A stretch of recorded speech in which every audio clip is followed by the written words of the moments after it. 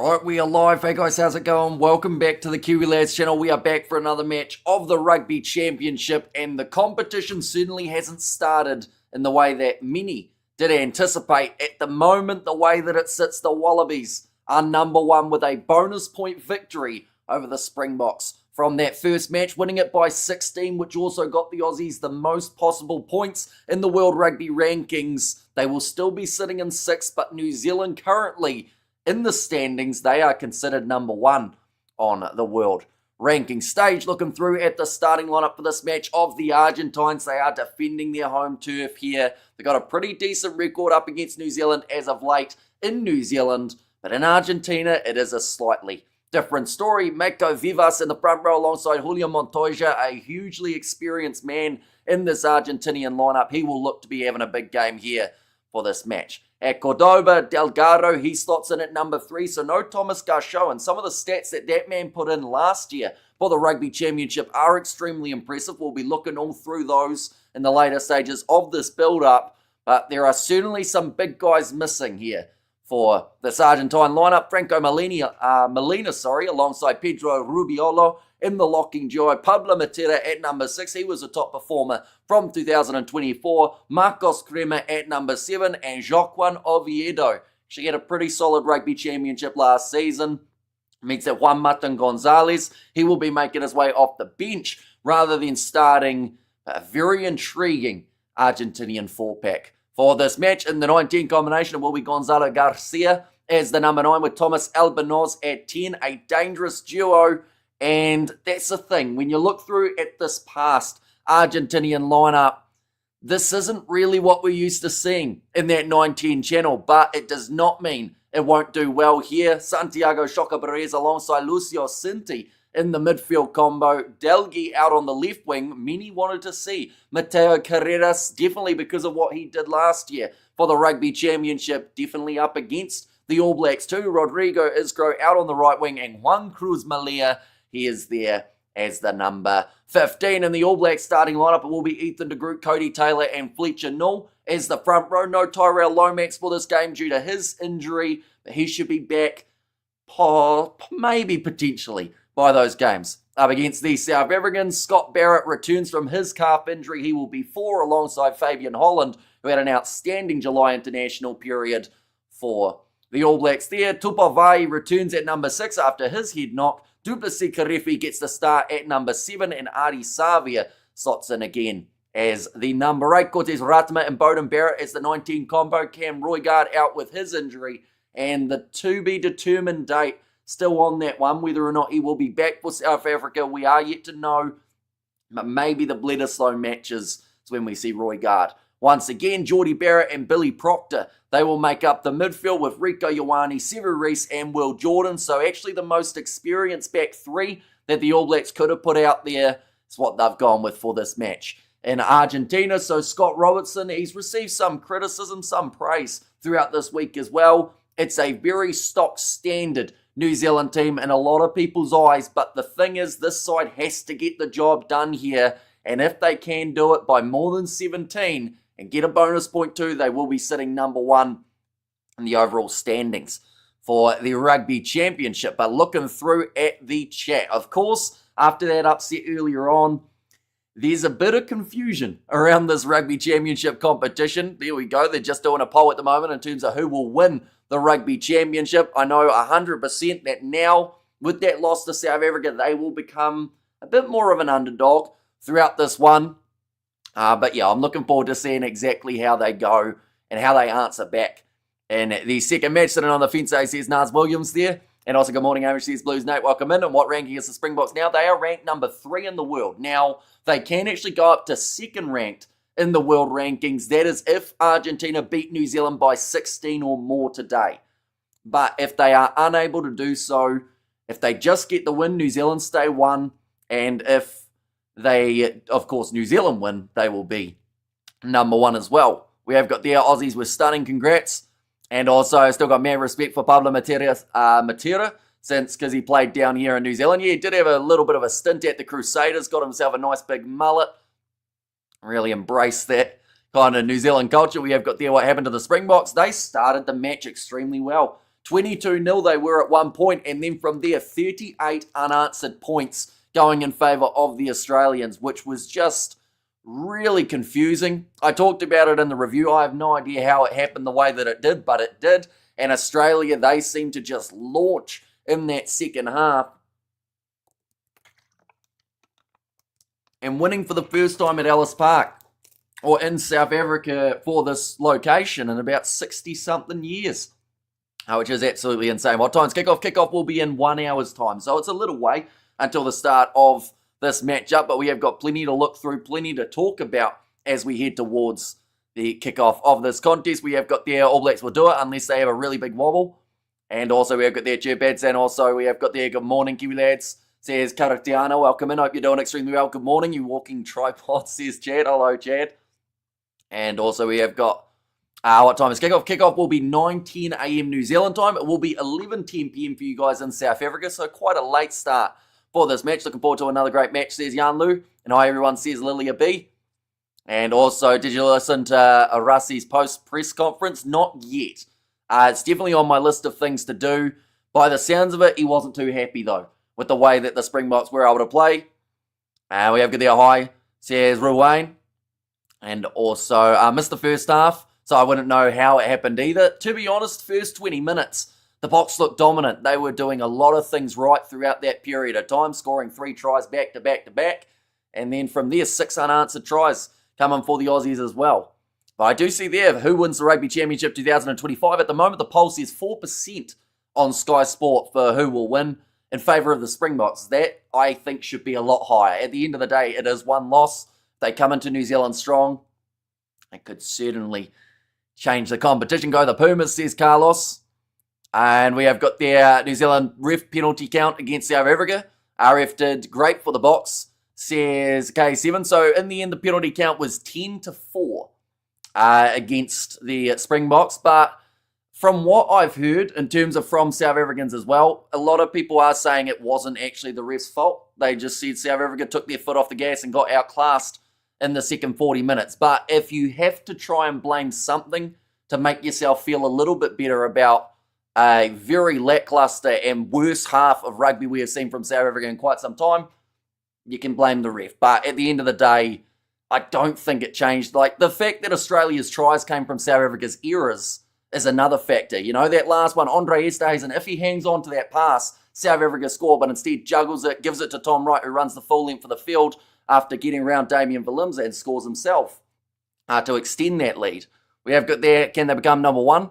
Can they still? Yeah, they still have plenty of time, South Africa, to become back in that number one spot. We've also got to remember they will be away from home for those 2 matches up against New Zealand, which means that they can earn more points from those games than if those games were taking place. In South Africa, Mani kick all the goal miss. He missed 1 of his 4 attempted, I believe, in that matchup. G'day, in Bavaria, and receiving your commentary at 11:30 p.m. So it is greatly appreciated you tuning in for this late night fixture for quite a few locations around the world. But what we will quickly do is we will look through at the benches for these two sides, both going with the 5-3 splits for this matchup for the Argentinians. They have got Ruiz, Titus Chaparro, and Joel Scalavi. So no Thomas Garchot across this whole starting lineup or reserves for the Argentines. In this match, Guido Petty, he will be 19 with Juan Martin Gonzalez at 20. That is actually a very dangerous duo. Juan Martin Gonzalez having some great numbers throughout last year's Rugby Championship. Guido Petty with that experience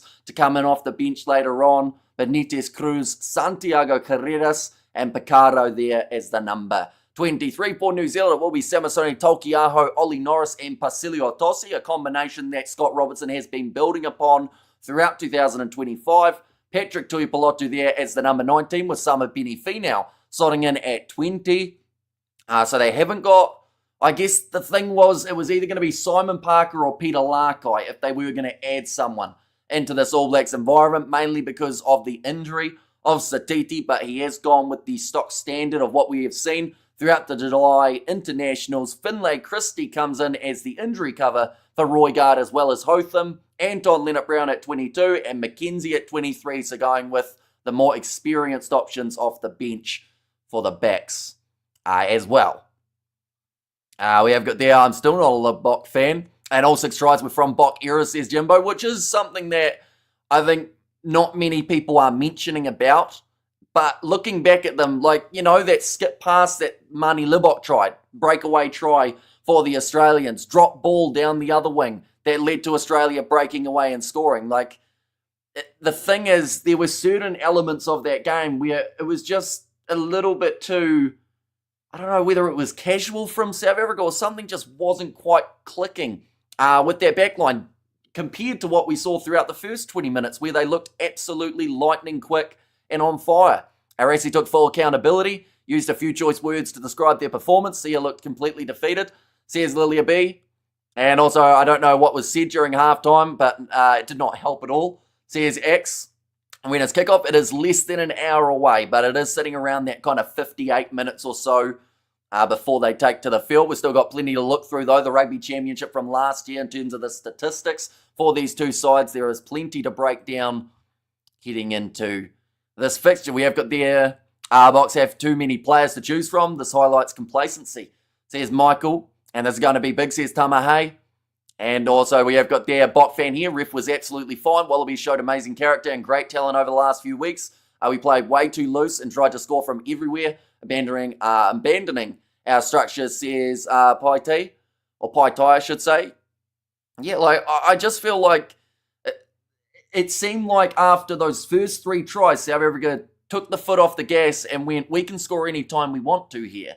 But unfortunately, then an error would happen and Australia were actually the side scoring. Like, the fact that they ended this game with a bonus point to the Aussies, like, it was absolutely massive for their confidence. We have got there, I think, Rassie went a bit too far, experimenting today. Next week, Pollard, Villy, Colby, and a real 8 will be back. But who's the real 8 going to be? In that case, Albert, because Jasper Wiese is still suspended. Jean-Luc Duprea, I guess, would be the guy who gets the nod, because the only other options really are Cobus Wiese, Evan Roos, but he hasn't been selected in the squad, so for them to be able to bring him in, they would need someone to be injured. Injured, maybe, if worse comes to worse, to get him back in the environment.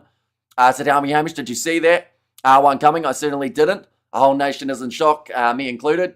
Yeah, see, I said South Africa by 10.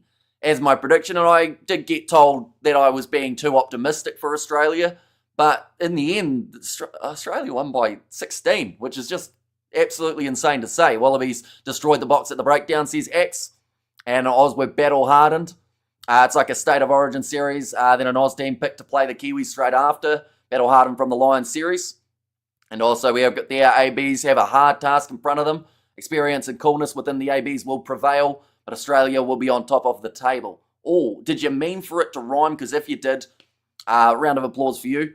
But if not, then I guess it was a bit accidental. But I agree. New Zealand, in this game, the last thing that Scott Robertson wanted to do here was go too experimental and, throw too many players in the deep end. The side is about what many expected. I actually predicted the whole starting lineup correct, which, for that to happen, it means that it's a very stock standard type of lineup there.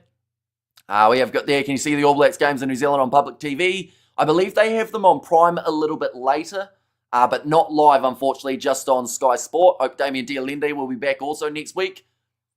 And we have got there, Rassie actually said that they had already announced, internally announced next week's team, but now they have to rethink. He hinted at giving Hooker and some others a go, but that might change now, says Lilia B. And also we have got there Peter Steph-Totoy as a forward. He spent 75% of his time out with Edwald van der Merwe. He was in the back line a lot, and I felt like someone who actually balanced quite nicely for the backs compared to the forwards was Ludiacha. I thought that he was doing very nicely in being able to link up the play, and then they took him off.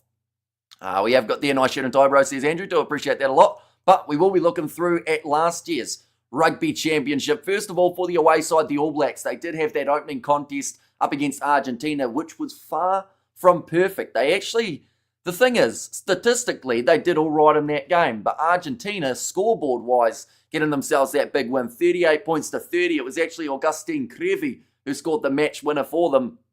And it got their Rugby Championship off to an absolutely flying start. For New Zealand, they fired back with a win of their own, 32 points in their favour, up against the Argentines in Test match number 2. 2 close games up against South Africa, both separated by less than 7 points, so a couple bonus points going New Zealand's way there. 31 points to 27 and 18 points to 12. Close game up against the Australians, which I do think after this win up against South Africa, a lot of people getting excited about that Bledisloe Cup. 31 points to 28 in the first game. New Zealand winning by 20 in the second matchup there. And of course, those two games still to come later on in the Rugby Championship. In fact, the same order as we saw for last year is the order we see the sides playing for this year as well. For the Argentines, their Rugby Championship was a roller coaster of emotions. The trend was they would win a big game and then get beaten badly in the second.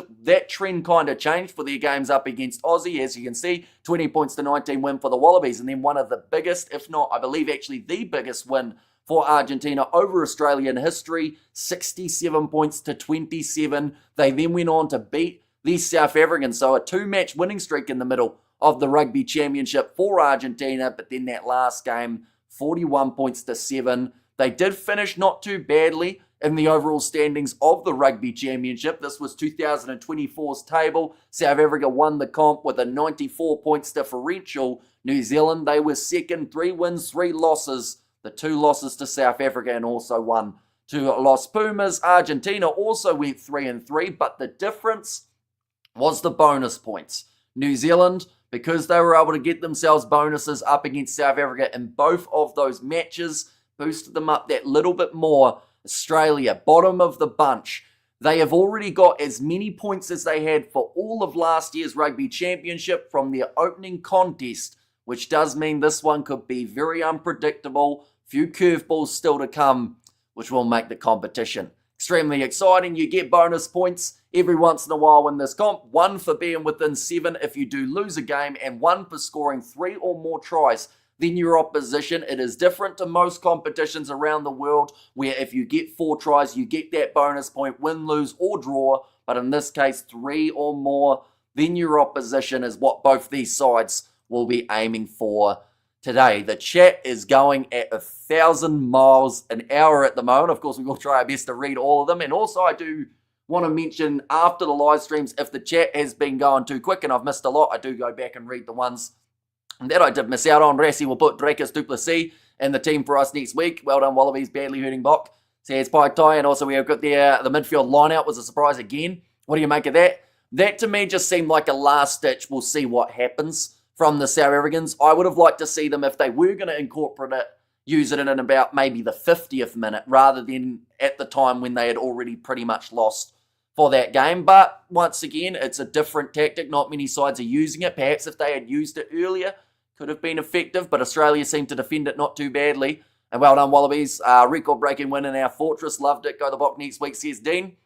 And sad day for South Africa. Dracus heals our heart, but it doesn't look good. Although Dracus is a handy enough fighter. I actually, in between these two live streams, I watched a compilation which was titled something like Dracus Duplessis Goofiest Fighting Moments, because the man's got an unpredictable and unorthodox way of fighting. And one of the comments pretty much said, never won a round, but always wins the fight. And I feel like Dracus Duplessis, like up against Hamzat Chimaev, it's going to be tough, don't get me wrong, but I think he could dig deep and get himself the win there. We have got there, what time will the game start? West African time, says Vincent. So the game will be starting in 50 minutes time. So whatever the time is in 50 minutes, that is when kickoff is taking place. We have got there South Africa's rush defence. It's got figured out. They are in deep trouble as that is their only edge. Says Sports Unfiltered. And also we have got their Springboks tied themselves out playing the running rugby.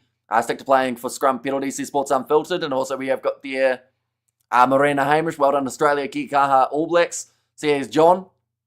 And also Khaleesi is not an 8th man. Quacker Smith should be at 8. I must go back to 6. That change that must be made, says Mornay. But yeah, there will be a lot of head-scratching decisions for Rassi Erasmus coming up in the near future for New Zealand and Argentina. We will soon know whether or not they got their selections right for this contest. New Zealand going with what would be regarded as one of their more experienced lineups possible in this game. Argentina, they've got a couple players missing. Mateo Carreras for one, and then Juan Martin Gonzalez coming off the bench rather than starting was maybe the potential other one. No Thomas Garchot too in this game, which could hurt the Argentines. But looking through at some of the head-to-head stats from last year, ladies and gents, 2024, New Zealand were able to score themselves 22 tries throughout their Rugby Championship campaign. Argentina coming in close with 20 in total, just the 2 behind of the All Blacks. Clean breaks, New Zealand having 44 compared to Argentina's 34. Meters carried, New Zealand 2,709, Argentina 2,423. So a lot of these statistics, New Zealand are ranked second in the overall standings. South Africa were number 1 in a lot of these departments, but Argentina coming in as third ranked for a lot of these games as well. For the tackle percentage though, this is the interesting stat. From last year's Rugby Championship, New Zealand and Argentina were actually the top 2 sides when it came to tackle completion. 87.7% for New Zealand, 86.1% for the Argentines. Then it was Australia and then South Africa for that tackle percentage, although something we should mention is, of course, when you look at the overall result of the competition, that tackle completion didn't really translate to how the sides did finish. Lineouts won. New Zealand had the most successful lineout in the Rugby Championship 2024 with 88.8% of the lineouts being won. Cody Taylor, a big reason for that. He was one of the absolute standouts throughout last season.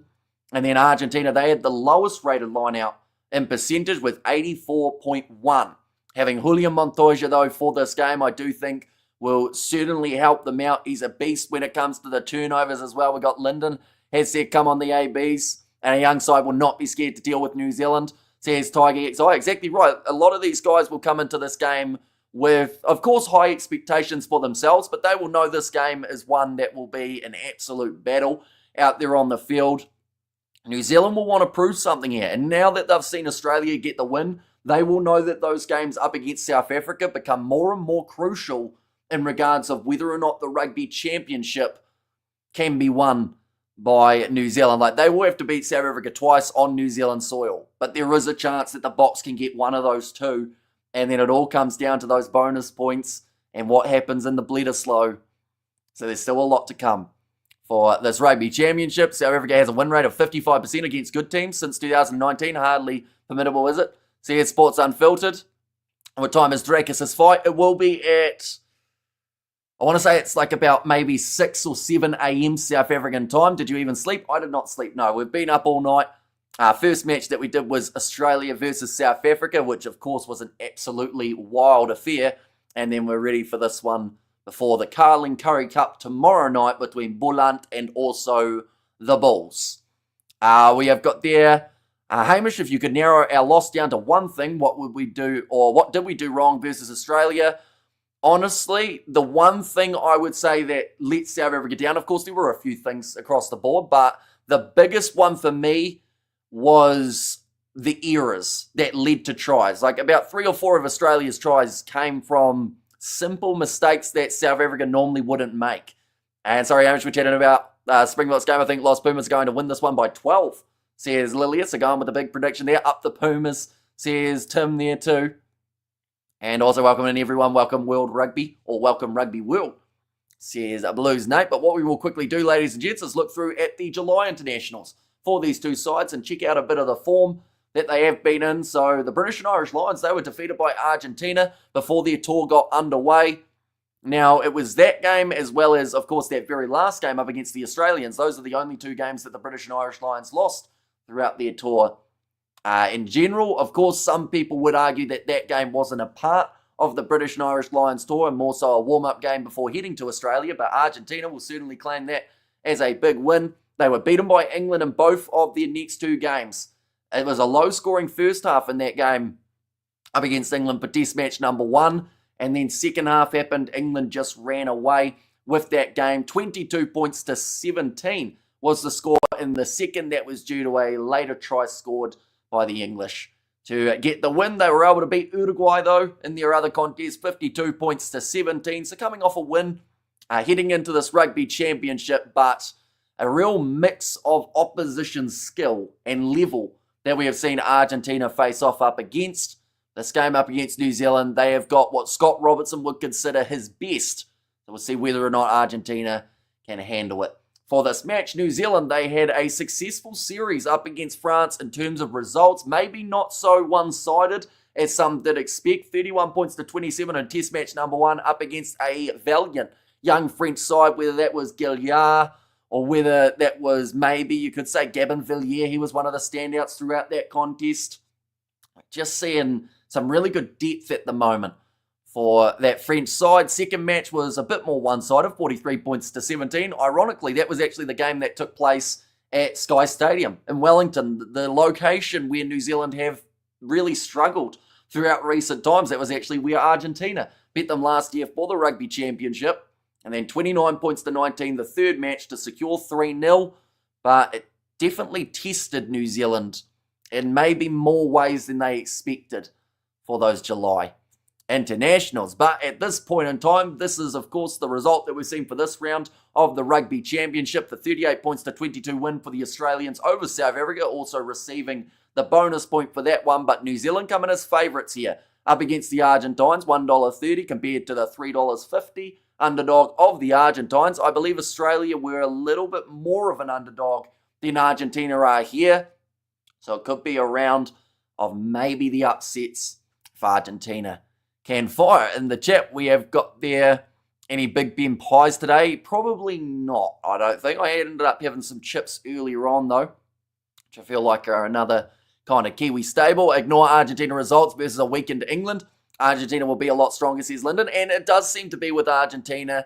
They love to step up against the All Blacks. That is one of the contests throughout a year that seems to take them to that next level. And often the frustrating part of the Rugby Championship, let's say probably 5+ years ago, was Argentina would play some brilliant rugby up against New Zealand and come up just short. And then they'd go on to their game up against Australia. And if they had played like they did up against New Zealand, they would have won. But of course, they didn't quite. And then they'd lose by like 30. The consistency of Argentina, to their credit, I feel has gotten a little bit better throughout recent times. We've got to remember these two sides also did meet in that Rugby World Cup semi-final. That one was a bit more one-sided. So perhaps a little bit of a stinging extra bit of passion from this Argentinian side when they face off against the All Blacks. And of course, that win last year will certainly drive them to try and do it again.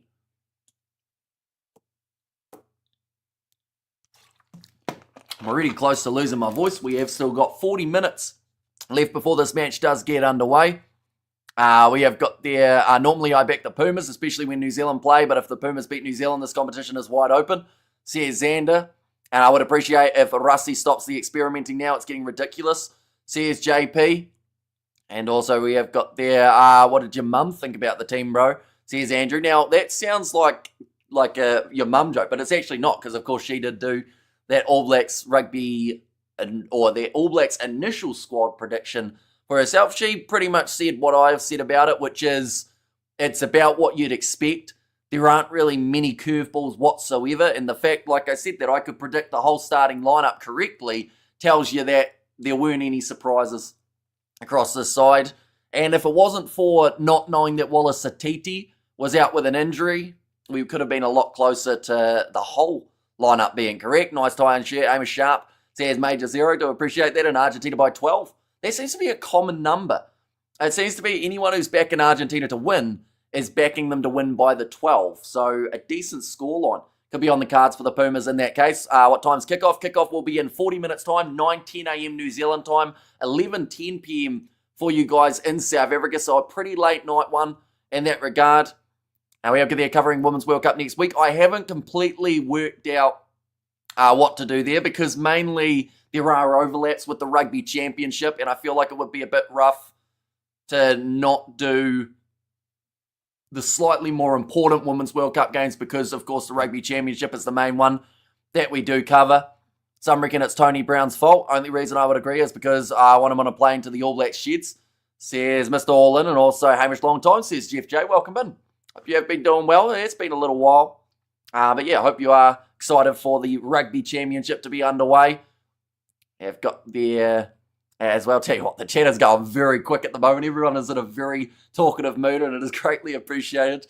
You're being, oh, hi everyone, so disappointed today, says Annie.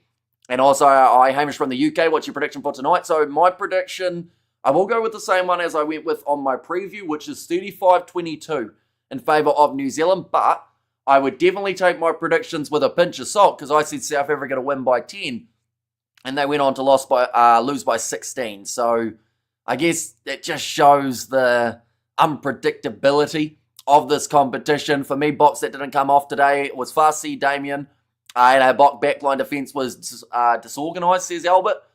So you're going Farsi Damien. So you're pretty much saying Billy LaRue starting your second test in that regard then. We have got there Hamish, we love your shirt and tie. And All Blacks by 15, says Jeff J. And I'll say, how you Hamish? You look sad because the box lost. Says Mahadin. I don't know whether or not I've got the sadness on my face at the moment. It's probably sleep deprivation, I would say, is what you are seeing there.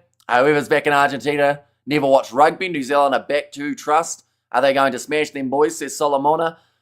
See, the thing is, though, right, all I'm going to say is we saw a favourite who hadn't lost in 60 years at the stadium that they played at lose just before. Like, literally 5 hours ago, we saw that loss. So, as much of a favourite and as safe as it may seem for New Zealand in this game, surely that result has to play a little bit of maybe a bit of nervousness to being so confident in New Zealand getting the win. I certainly know that now I'm a bit more undecided about my prediction. I'm maybe thinking New Zealand by 7 rather than by the 13. Go Hamish, go. You need another server to keep up with this chatter, says Michael, and I'm so stunned with disbelief that the box lost, says Jeff J. New Zealand and Wallabies are a different team, says Solomona. They are. You are correct. And that is literally a correct statement. But I feel like, rugby in general, things can happen. Last year, remember when everyone said it was a guarantee for New Zealand to win on New Zealand soil up against Argentina, and then they lost by 8 points, and then everyone said, oh yeah, but, rugby happens. Rugby could happen here. Once again, I'm still backing New Zealand to win this game, but I don't underestimate this Argentinian side because they have done it before, and they've been doing it a lot more recently than what they used to do. Smith's doing good with the Aussies, says Spider-Mech. And All Blacks will be cautious, says Mashahu. And also we have got there, do you think the Box will ever win again? Yes, I think they'll probably win next week. Like, the thing is, it's not the end of South African rugby. They will bounce back. Just like all great sides, they will be able to fire next week and maybe in their 2 games up against New Zealand. What if New Zealand are the unlucky side that they take their frustrations out on New Zealand soil? Could be a pretty big one. Just around the corner, we have got there, come on, the All Blacks machine start up and show speed, says Nicholas. And also, we have got there, you would like New Zealand to win, says Leslie. I would like a close rugby championship, which is the type of comment that could get me deported from this country. So if anyone's got accommodation, let me know. But I think that if this competition can go down to the last round, and for that to happen, if New Zealand have to lose 1 or 2 matches along the way, I would be all for it. I like seeing close competitions rather than one-sided affairs. And I do think that with Australia getting that first win, we are now in a position where this Rugby Championship has got that opportunity to be just that. All Blacks to win 6-3, says Michael. Also going with the 5-point win in terms of the 5 points on the table. Please leave New Zealand. New Zealand 5 bonus point wins. And also we have got there, you can always come to South Africa game, which says Ruth, and I think the Pumas will win this, says Briston. And also, but there has to be a point where South Africa finally burns out after 8 years of success now. Yeah, but I don't think it's gone.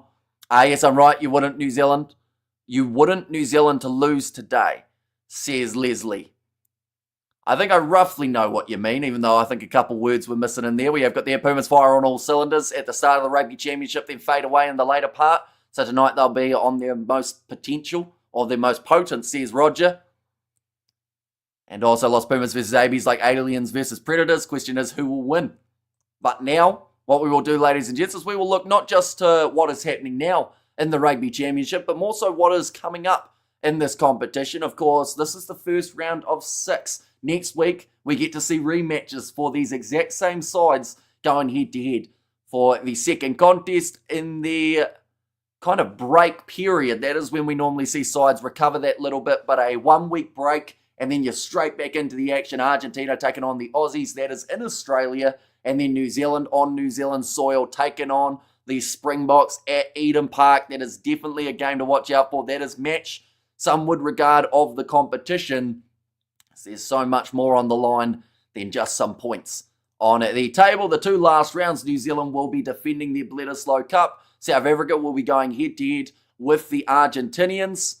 And then that last game on the 5th of October for us here in New Zealand, that will be a 4th of October game for you guys in South Africa. But that is less than 50 days away until we get to see that last match. Do you use lip gloss? I don't. If my lips are glowing, I have no idea why. We have got there, it is in the South African rugby for the next 3 years, says Michael. And also we have got there a big hello to all the proud Boca fans, says Andre. And yeah, it is greatly appreciated you guys staying up a little bit later on in the evening. Of course, this game's starting at 11:10 p.m. South African time. I'm sure there's a few broken time zones as well in terms of when people are trying to watch this game. Middle of the night match in some locations around the world.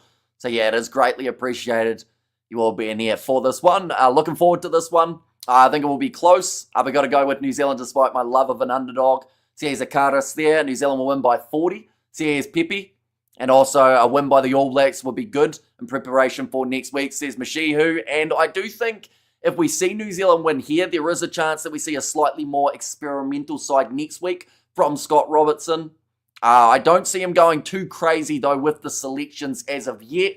But the amount of injuries for New Zealand at the moment, it is certainly concerning. The fact that Cam Roigard, Noah Hotham, Wallace Satiti, he should be back next week, though. Alongside that, I mean, the list does really go on. Ofa Tuangafasi, he is soon to return from his injury, but Lomax is out. Williams currently still out, but he's just about to come back. Barrett just back from his injury. That is Scott and Bowden. And then in terms of the backs, Caleb Clark, he's out, injured currently.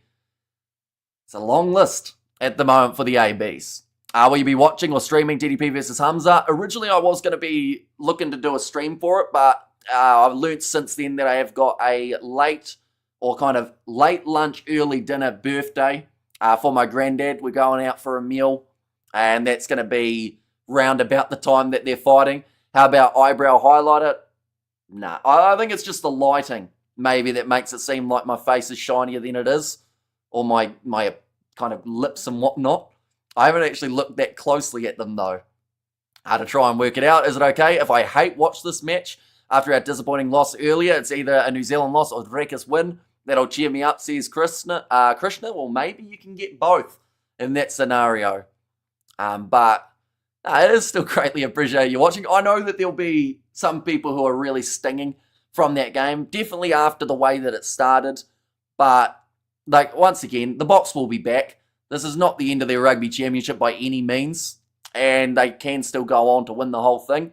Ariad up already. A guy can only get so erect, says Tanner too. Why don't you sneeze as much anymore? Did you mow the grass more often now, early in the week? No, I think it's just we've moved on to that time of the year where hay fever's not as bad, so the sneezing has settled down just that little bit. The Wallabies didn't go for a picnic. Says Jeff J. Argentina must be motivated to win against New Zealand after Australia's dramatic win. Yeah, we'll tell them that the underdogs can get the jobs done.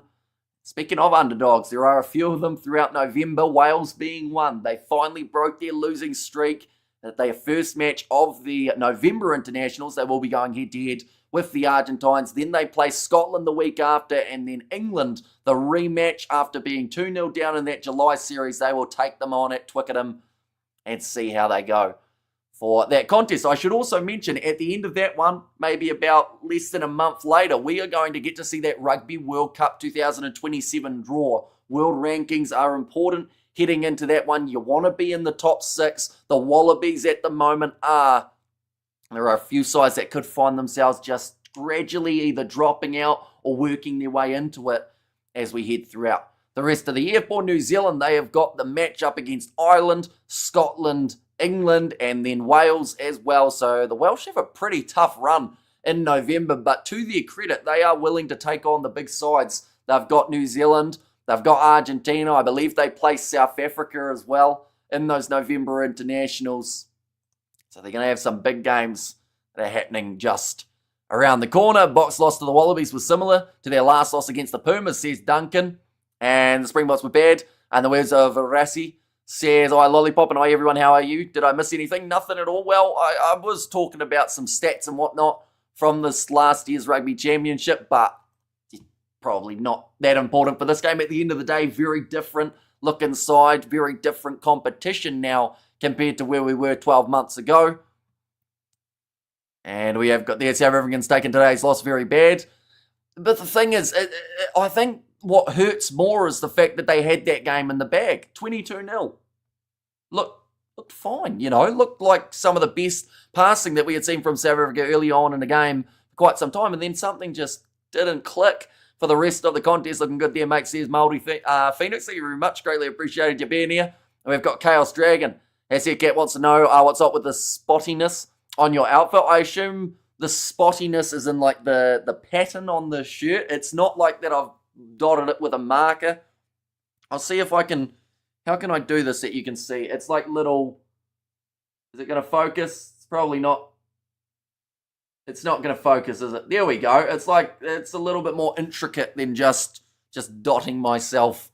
In that regard, it's good for South Africa to lose. Brings the supporters back down to the ground. Leka says, "I Lollipop." No poll, says Big Rick. I believe we've got a poll running on this live stream. Or at least I believe we do at the moment. Where is the poll? Have we got a poll? I don't know if we've got a poll. I will get a poll going. Who is going to win this match? One moment, you'll get to see me. I'm trying to multitask. I actually can't do it very well in terms of typing and talking. But I'm sure I set up the poll earlier on.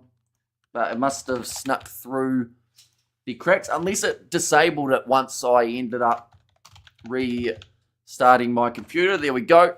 New Zealand and Argentina. Who's going to win this match? I've also got the draw in there as well as a potential option. Hey, mate, does Argentina have a chance? I honestly think they do.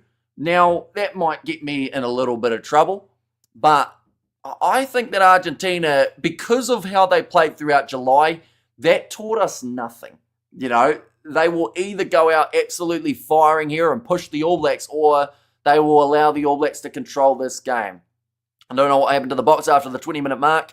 They need to screen the entire squad's PayPal, says JP. And also we have got there, not easy to get a win at Eden Park, says Jeff J. And also we have got there, who's going to lead the haka? I believe for this one, Cody Taylor, I think, would be the haka leader. Although they do also have Rico Ioane as another option for being able to lead it as well. It's getting ridiculous. The box we're leading comfortably, says Neil Harvey. And the number one ranked team in the world, says Caleb. Yes, at number one at the moment. The only way to drop to number 3 again is if New Zealand end up losing this game by 16 or more. And if that was to happen, Ireland would be number 1 in the world rankings for this current period of time. But looking through, I had something else that we were going to look at. It is the Rugby Championship 2024 statistics. And something that kind of intrigued me was the fact that New Zealand, yellow cards wise, they have had 7. Whereas for Argentina, they only had 2 throughout the whole of their Rugby Championship. Are you AI generated? Like Max Headroom, we only see you from the shoulders up. You answer my questions as I'm halfway through them, says Michael. Well, I don't think I'm AI generated. If I was, I could get a lot more sleep, that is for sure. But no, I'm actually here, I think. Maybe, hard to tell. Come on, All Blacks, big and scrape for the win as usual, says we have got there from Sunny. And also I want speed and concentration, my boys, up the ABs from Nicholas as well. But a few of the fun stats from last year, ladies and gentlemen. The leaders of certain statistics. Caleb Clark, he had the most tries out of any player in the Rugby Championship 2024. He had 6, 2 more than any other player. But this year, because he didn't score in Super Rugby, everyone wanted to sack him from the All Blacks. But in terms of other high try scorers, we saw Will Jordan got himself 4. We saw Malcolm Marx and Apalele Fasi both having 4 each. Juan Cruz Malia and Mateo Carreras both getting 3. And Peter Steph Toy also had the 3 as well. Have you heard of Max Headroom? I actually haven't, to be honest. And we have got there, ALOL says Naz Williams, and also Hamish is wearing his tracksuit bottoms. I am indeed. The ones that I fell down the hill at the golf course with or at least they've been kind of washed since then. But the carries, Ardie Savia, the busiest man throughout the Rugby Championship 2024. He had 89 carries. Most carries for the Argentines was Pablo Matera. He had 63. Those two going head-to-head in the loose forwards for this contest. And then in terms of clean breaks, we saw Will Jordan have 7. Caleb Clark had 5. And then Mateo Carreras, Santiago Chochabarez, and Oviedo had 4 as well. Now, of course, there are other players outside of those guys, such as Jesse Creel. He had the most out of anyone in the competition with 8.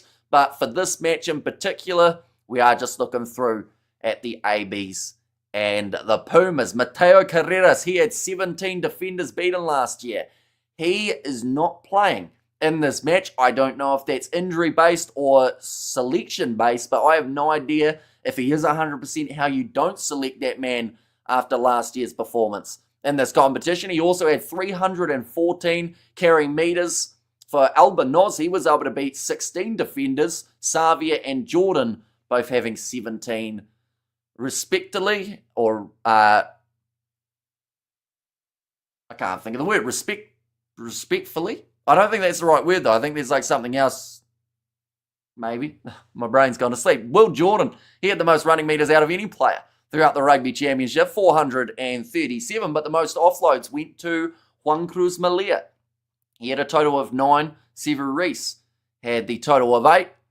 You got Hammers's mark, and also we got that Will Jordan. Says Blues Nate there, tracksuit bottoms are so comfy whenever, or whoever decided we have to wear suit trousers at work is a jerk. Says Big Rig. You could hear the silence at Ellis Park through the TV. Yeah, it was a weird finish to the game in terms of how quiet the whole crowd went. No sleep, mate.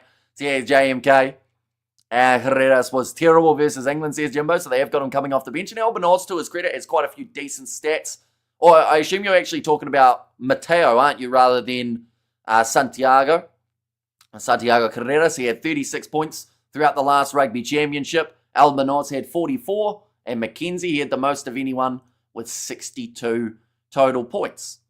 This is getting ridiculous. The Boks were heading for a comfortable victory till I predicted them to win. From that moment, it was downhill all the way. Quite scary, actually, says Neil. So next week, you will definitely have to make sure that you predict for them to lose so that they then go on to win by a big margin. To the Lions winning in the Currie Cup, they managed to win by 1 point up against the Pumas. So a very close game in that regard. We have there, is it just me or does Ardie Savia's running style look buggered? His knees look done. Still the GOAT and gets the job done though. Yeah, see, there's a few guys that kind of run around like their legs don't work in the nicest way possible, like of course respectfully. But I think that's just also down to the amount of heavy tape and strapping that they've got as well. It does limit the movement at times. You know, Wallace Satiti with his injuries, he'll come back and he'll be exactly the same. Peter Larkey, his legs look like they are probably of a 50-year-old in terms of the way that he almost walks around. De Groot's a bit the same. We saw him running out of the tunnel at Sky Stadium and it looked like his leg was just giving way. But I think it's just down to wear and tear. But Savia, he's still going to put that body on the line even if he is hurting or struggling. Where did you purchase your suit and tie combo? Oh, that's a good question. Might have been Farmers, but I might be wrong there. They giving out $50,000? What are they doing there? Oh, it's Cadbury.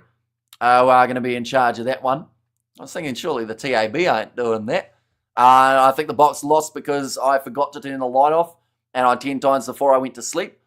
And the washing line next door says Big Rig there, and also because the Boks were not being the fastest, says Mark. And what went through your mind when the Springboks were 22-0 in front in only 18 minutes? I thought to myself that side is probably going to be the one, or at least close to what they select for Eden Park. And then the game completely changed, and now I don't think many of those players will get themselves that chance. And Cortez needs a big game as he is on the chopping block. Well, the thing is with Cortez Ratama and the uncertainty around where Cam Roygaard will return, it does mean that, like, Finlay Christie, as much as people don't like it, could actually become the starting 9 for the All Blacks. Now, Scott Robertson himself has said that he's not the biggest Christie fan. You know, he feels like there are a few other guys that could be that little bit better, but, like, I don't know. It's a tricky one because you've also got Kyle Preston. When are they going to give him an opportunity? Any update on Roygaard? Not that I've heard yet, but I assume after this game when we get a few other injury updates, hopefully they release when Cam Roygaard's looking out. I know that he was going for scans a couple weeks ago, but they've kept it pretty quiet, and I don't know whether or not that's to keep it maybe a little bit unknown for those South African matches, or perhaps it is just literally they don't really know. AB's going to do voodoo on these Pumas, make them house cats, says Pepe. And also we have got there, I think this game will be close, 19 points to 23. And also we have got there, when you wear black, you stay black, says Jeff. And 10 minutes until kickoff, says Bruce. 20 minutes. It is going to be a 9:10 a.m. kickoff for us here in New Zealand, which is 11:10 for you guys in South Africa. Got the impression that Cortez Ratama is the 9, or the 9 the teenage girls want picked, whereas Roygaard is actually the legit 9 when fit. Is he? Is Cortez Ratama popular with the teenage girls? I would have thought that Cam... I know that Will Jordan's the one that everyone wants to see. Even men are begging for that man to be in the lineup. But I don't know. I thought Cam Roygaard would have been the... I don't know many teenage girls. So I don't know what they're saying. But is Ratama the pick over Cam Roygaard? I would think that Roygaard would be the one that they prefer. I already tapped, says Pepe, for Drakus du Plessis. I think he's going to be all right, though. Drakus du Plessis. We see there Mills Muliaina and Jeff Wilson both going with 13-plus score predictions. Justin Marshall going 1-12. And Kirsty also going 13-plus. So everyone's picking a big score here for New Zealand over the Pumas. And we have got there, the Springboks will bounce back next weekend. Springboks will be dangerous with their backs against the wall. Always worries me when I go to the rugby games live. And I'm the youngest guy there. Other than parrots dragging little kids along, says Big Rig. I don't think teenage girls watch rugby, says Tanner too. Yeah, see, once again, I don't really know what they get up to. I don't even know what teenage boys get up to either nowadays. They're all on bloody TikTok and whatnot, aren't they? We have there, teenage girls love the Quagga Smith look at the moment. Is that the nose that starts on your cheek? Because that man's nose is brutal, isn't it? But boy, does Quagga put in a shift when he makes his way out on the field. Argentina will win this one. New Zealand will... Wait. Argentina will win 1, New Zealand will win 1. Okay, so you're going with a 1-1 series. That would make the Rugby Championship very intriguing. Imagine if we get out of the first 2 rounds and everyone has a win under their belt. Will Jordan, anytime try scorer for the All Blacks, says Jeffrey. And hurry up game. Do you know how hard it is to cook Sapasui, tired and drunk, says Pepe. And we have got there Karefi a weak point. I don't know. I feel like Karefi may actually step up here. Because I know that he's one of those guys that throughout this week, people have been like, why'd they pick him? Why didn't they go with Savia as that 7? So Karefi has something to prove. So I kind of hope that he has a big game here. But then at the same time, I think if he does, that makes selection so much more difficult. Trust me, Hamish, I'm an expert when it comes to female tastes. It's a sentence and a half after you've just said about teenagers. I hang out with busted, large, middle-aged females at work who boss me around, no way, says Powerbite. And we have got their teenage girls will swoon over any dude in tight as shorts. This is going in a weird direction, isn't it? So glad to see Campese have to eat his words. Although he kind of, I think people misunderstood Campese's comment just a little bit, because I think he was saying that, like, James O'Connor should have been selected earlier. So now that Australia have selected O'Connor, they beat South Africa. So I feel like even though he sounded like he was like really having a go at Joe Schmidt, I think what he was trying to say was that James O'Connor should have been playing in the earlier test matches, which from the way that O'Connor played in that match, you could argue is kind of right. Should young Scott Barrett be captain or Artie Savia? Honestly, like, I know that Savia is the one that a lot of people want to see be captain, but at the same time, like, Scott Barrett's got, how do you say it? He's the guy that Scott Robertson wants as captain. That's about all we can say. I haven't seen a huge amount of his leadership, I'll be honest. He doesn't do a lot of talking out there on the field by the looks of it, but he is the guy that Scott Robertson feels should be the captain, so that's who is going to be the captain. Go the AB, says relaxing Kiwi. And we have got there What did New Zealand public react after Australia's shock win? A lot of people were asleep during that one, but more and more people will be coming in throughout this live stream, and then they'll go, hang on, what's the score between that one? Argentina will win. Others put money on, says relaxing. And just watch the Wallaby Springboks game, unreal. Did anyone pick that at Joburg? Not many. And anyone who did got shut down instantly, I noticed. But yeah, I think it was 4% of the poll got it right for our last live stream. 95 or so percent said South Africa. And of course, a lot more of those predictions would have come in when they were 22-0 up in that contest. Scott Robertson's already coached Barrett at the Crusaders, which is why he's All Blacks captain, says Behemoth. And predict Argentina by 15, says JP. Oh, so that would mean that New Zealand stay number 1 in the world rankings, as Argentina would have to beat them by 16 to drop back down to 3rd. I think the Kiwi lads is rising quickly when it comes to rugby girls, says Michael. I don't think so. I think there's I don't even know what the percentages are. I think we've got probably about 2% of our audience are females. It is predominantly males that do watch us. They got quiet or awful quiet in the second half, says Big Rig. Argentina by 12, says relaxing Kiwi, and Xavier is better off out in the trenches as opposed to being captain also, says David the Mod. And yeah, a lot of the time it does seem like Xavier is actually doing a lot of the talking anyway. You know, Geordie Barrett, he's the other vice captain. Artie is New Zealand's spiritual leader regardless, says Shane there, but we are here for Cordoba. This match just about to get underway. We're actually less than 10 minutes away from the kickoff.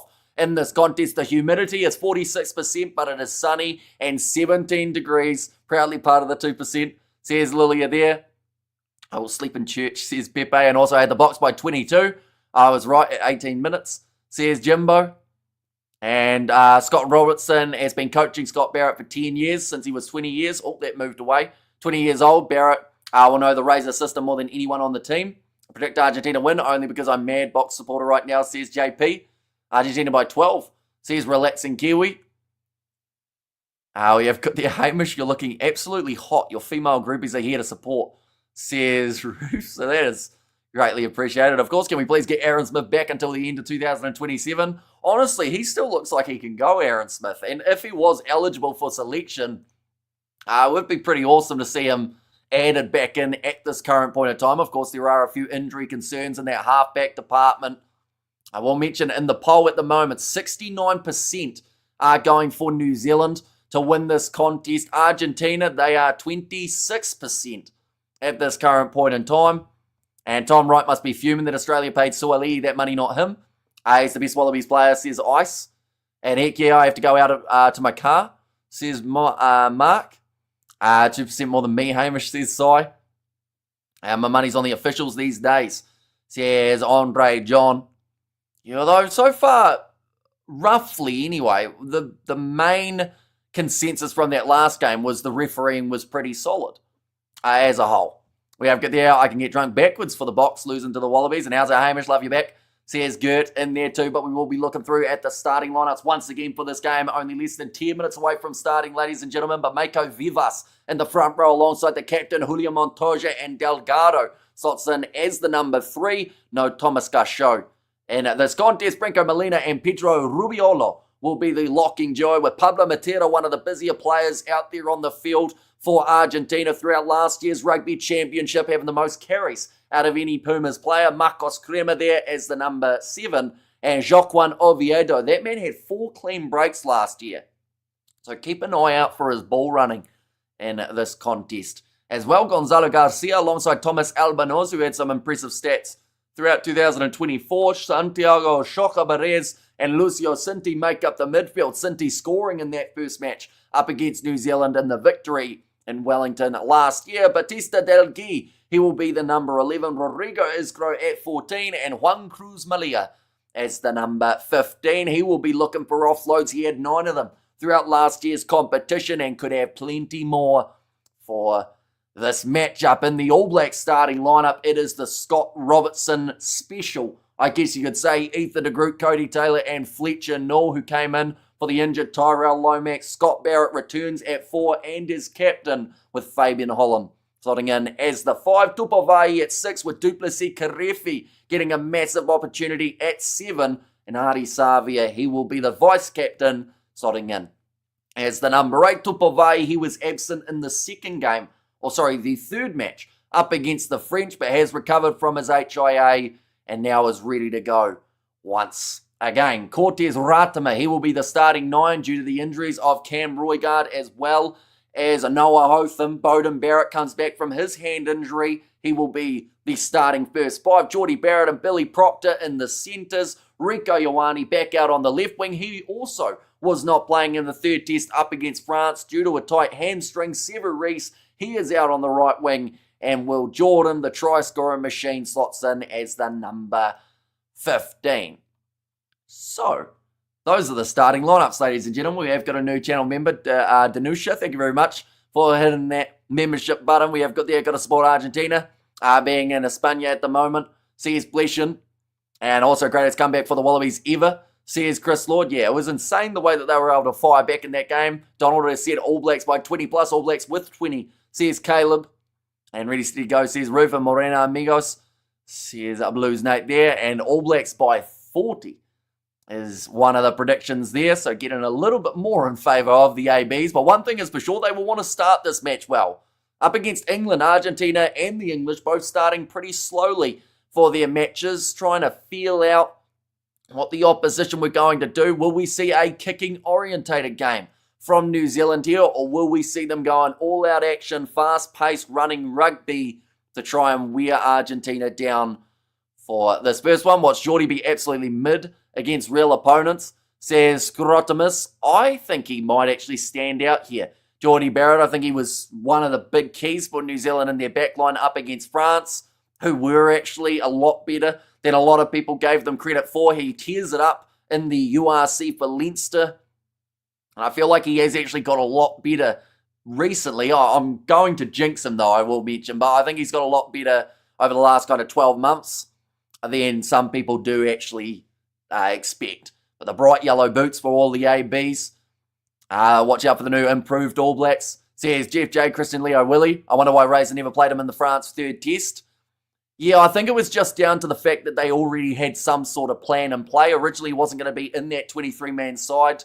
And I guess giving him a couple minutes at the end, Razor didn't just want to chuck him out there for the sake of putting him on the field.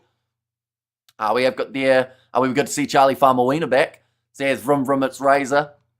And also Geordie Barrett for a triple. Says Andrew Neal, but now making their way out onto the field. The Pumas in front of the home crowd who are letting some noise be heard as this Argentinian side get ready to go for the first match of the Rugby Championship campaign. They will have to dig deep, but they've done it before. They did it 12 months ago in the opening contest up against New Zealand. Julian Montoya, the captain, ready to go.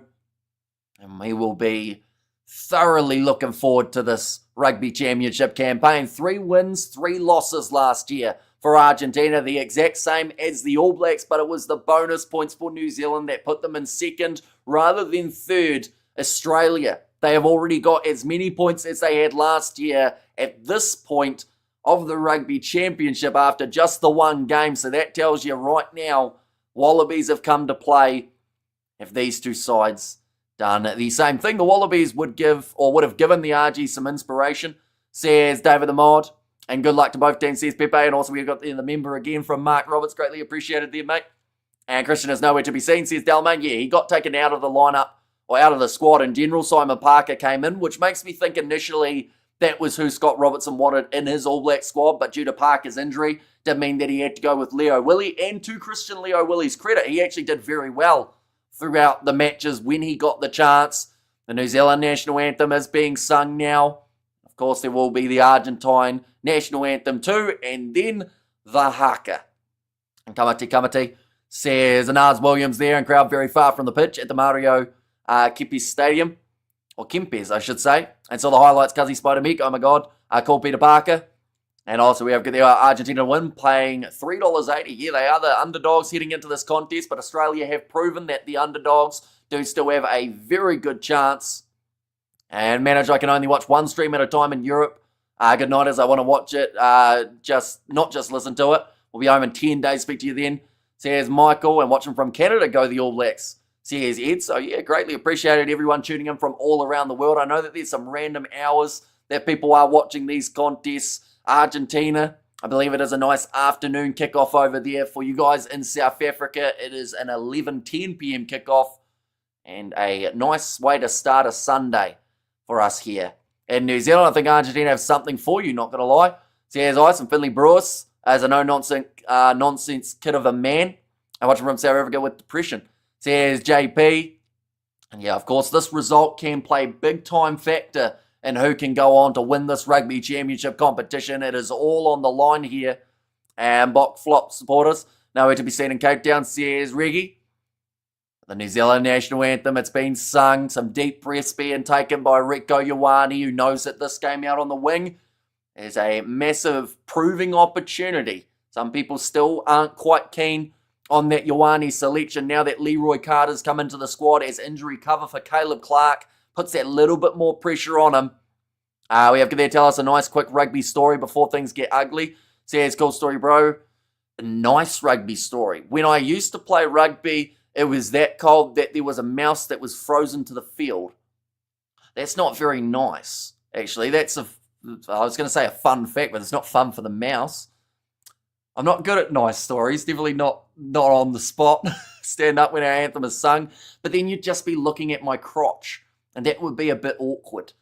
I hope Razor had a decent plan for Argentina, says Scott Dawson. And we have to their Vamos All Blacks, says Cesar. I have a feeling that the referee is going to be stupid again, says the What's Up Guys podcast.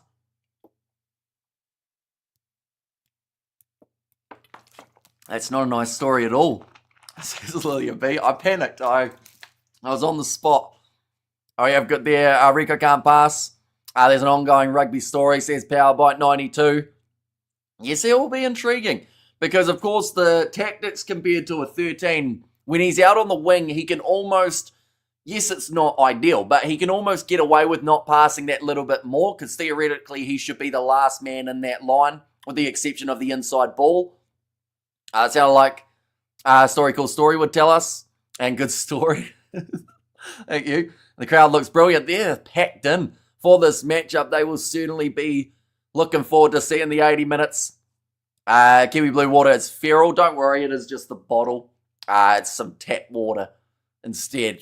I bet he wears nothing under the table. Maybe that's why I can't stand up for the national anthem. The crowd looks brilliant. And also, well, that's the most you've made me laugh, says Gold Story. And also, Rico smash, no need, pass and run. Says Shane. And we lost Argies last year because new coaches and beliefs. Says Dalmain. Well, I think they also had an air of complacency about them heading into that game. People just expected it to be a New Zealand win, whereas this game, yes, there are some people back in New Zealand to win comfortably, but there's also those few who think, hang on, this Argentinian side, they won 3 of their games last year in the Rugby Championship, so perhaps this could be a big opportunity to get that big win under the belt early in the Rugby Championship, like I said, with the win for the Australians. It is wide open. This is the way that the table sits. South Africa have a points differential of minus 16 at this point in time. No points on the board as of yet. Australia already having as many as they had after 6 games in last year's Rugby Championship. This Argentine national anthem is extremely long, but it is just about getting on to the second part of it. Then, of course, the haka, and then we are underway for the next stage, which is the kickoff. New Zealand, says Roosevelt there. Rico is overhated for no reason. His defence at 13 was so underrated, says Lou Money. And also we have got there, if you stand up, Hemi. And also New Zealand will win for sure, but I don't think it will be convincing. Razor is keeping his eyes on the Eden Park test, says Vroom Vroom, it's Razor. And also I don't know if tomorrow will be a breaking day or a bigging day for losing. A morning, Hamish and all. Anything crazy happening lately? Well, the result of the last game was certainly something. But we'll have to wait and see. That's a busy shirt for that tie, just saying, says John. It actually matches. They've got the same pattern. So blame the designer. But now, haka about to take place. The All Blacks. This is where the crowd, this could be a once-in-a-lifetime experience for a lot of the supporters in the stands. Rico is overrated. Says Powerbite, an 18-minute national anthem, says Jimbo there. Think about Hamish, you're the best. Says Dalmain, and Rico is amazing. Says Dalmain there too. And like I said, he has a lot to prove, not really to many supporters, but it's the ones who don't like him, that I feel like this is the type of game he'd love to be able to show them wrong. I played against played against Rico. You have the All Blacks winner, will be close, says Dell in there. And Rico's fast as heck, says Vroom Vroom. And as well by Cody Taylor, he is going to be leading the haka here. It's going to be Kamate, the one that they do. Let's hope it's good running rugby, says Phil, and Puma's ready to pounce, says Roof. So anyone who hasn't already, of course, be sure to let me know your predictions in the comments as this match gets close. Rico is himself, H, says Georgina. How's the weather over there? It is about 17 degrees Celsius, and it's also only 46% humidity. So there shouldn't be too many problems overall in terms of the handling, or maybe that's just wishful thinking. And Rico open field is dangerous, says Dalmain. And I think Australia in that last game also showed us how dangerous a counter-attack can be. You know, if you leave that gap in behind because you are on attack and then an interception pass comes. I think Argentina, they are the same though. Rodrigo Isgro, he has got deceptive pace. We've seen that from his days in the 7 setup. Someone like a Thomas Albanoz has such a great skill with being able to find the gaps in an opposition defence. He did it many times throughout last season, having over 300 running metres. Don't underestimate Razor. Says Jeff J. Hey, you're a champion, mate. You make me homesick. I'm going to call you a young Quinn. Says Marcus, and I do appreciate you being here, of course. Anyone who's new, be sure to hit that subscribe button because we are here for all of the Rugby Championship. Next week's rematches, where, of course, the results will either be more of the same or completely different. Duplessis Karefi had his game face on during that haka. See if he's going to have a big standout game from that number 7 jersey. Pablo Matera steering a hole through some of the ABs. These are guys who he has actually been on a team with throughout Super Rugby, but now they are across from each other. Ready to put in 80 minutes of hard-hitting rugby. Mean haka, let's go AB, says Ben. An awesome job you're doing. Cheers, Amish, says John. And there as well. But now, we are ready to go for this contest. The referee in charge of this one, it will be Pierre Brosset. And how's the New Zealand support in the crowd? I can hear some cheering for the All Blacks, although I don't think there is as many going for the ABs as there are going for Argentina for this match. Marius van der Vesterhuizen, he will be in charge of the TMO, which makes me a little concerned, but we'll see how he goes. And this one, Joaquin Oviedo, 4 clean breaks for the big number 8 from Argentina last year in the competition. Bowden Barrett wearing the 10 jersey and kicking well throughout recent times also. We have got the All Blacks by 15, says Jeff. Pumas 22 to the 40 of the All Blacks, expecting a nice, quiet, unexciting game with it all being quite predictable, says Studs Rays. But the All Blacks, they will be kicking off this one from right to left. D-Mac looked like a small child in that haka, says Chris Lee. He's not the biggest bloke, Mackenzie, but he certainly can take a good shot. And he will be making his way off the bench, but kicked off by Bowden Barrett, and we are underway for another match of the Rugby Championship. Argentina with possession inside of their 22, a step from Malia as he's dragged down 20 metres out. If Karefi does the haka like he plays, he'll just stand with his hands on his thighs. Says Table Mountain. Yeah, hopefully that is not the case. He is normally known for his breakdown work throughout Super Rugby Pacific. Kicked him behind from Argentina and slapping it back onto their side. Oh, little knock on though. It does mean now that New Zealand will have themselves the first scrum of the day. It was Julio Montoya. Didn't quite claim that one nicely. It'll be great to see Tuero Kurbalo back. Says Rim Rim's Razor. And also 23 points to 18 in favour of the All Blacks, says Marlon. And fair enough, Thuds Race. And also, we've got ABs to score 40 plus. And this one, and how's it? Hamish says, Daryl doing very well. First scrum of the day. Didn't take too long for this one to get set. Man, I just heard that the Pumas defence coach is missing, says Pepe. But pack weights, 940 kgs for the Argentines. Those boys have been eating throughout the off-season. Cortez Ratama feeding this ball in now to New Zealand. Did have a slightly lighter pack weight, under the 900 for New Zealand. And I says Rusty, welcome in. Right, Pierre Brosset already giving little bit of a talking to both of the front rows, making sure they are on the mark. Scott Robertson adjusting his tie. And also standing up. Must be better viewing from that angle. There's some big boys. Says Lilia B. Geez, there's a lot of Argentinian steak. Yummy, yummy for my tummy, says from Rimmett's Razor. 2 minutes into the contest already. New Zealand, this will be their first attacking chance. Ratima, the starting 9, due to the injuries that New Zealand have suffered with Roygaard and Hotham, but off to the right-hand side, Geordie Barrett pops it in behind a Bowden. Now Will Jordan puts in the step, tried the grubber, didn't get a huge amount of it, but it did go into the hands of Sevu Reece. I think maybe about 20 metres short on that kick from Will Jordan. Now kicking in behind it will be Geordie Barrett. Ball sits up steeply for Thomas Albanoz. Fires it back across the one. Cruz Malia again to the left. And now the clearing kick from Lucio Cinti. But there is a blow of the whistle. What is this going to be for? It's going back for a forward pass. Oh no, penalty to New Zealand. Shoulder charge off the ball from Santiago Carreras, I think that was. That's a very strong French accent that the referee has got. And Hamish the man looking sharp there, led up the ABs. Says OG there, and it looks like New Zealand. And now making a decision. Do they want the 3 points or do they decide? No, they're taking on the 3. Tuning in from Spain, if the ABs lose today, championship decided between Argentina and the Aussies, says Anton. I do think that those games will be extremely important for both sides' campaigns. And I do think, just a little bit of a cheap shot there from Santiago Shoka Perez on Bowden Barrett after he had made the pass. A silly penalty to give away that you don't really want to. My question is, why do we have a French ref? Says Hartley.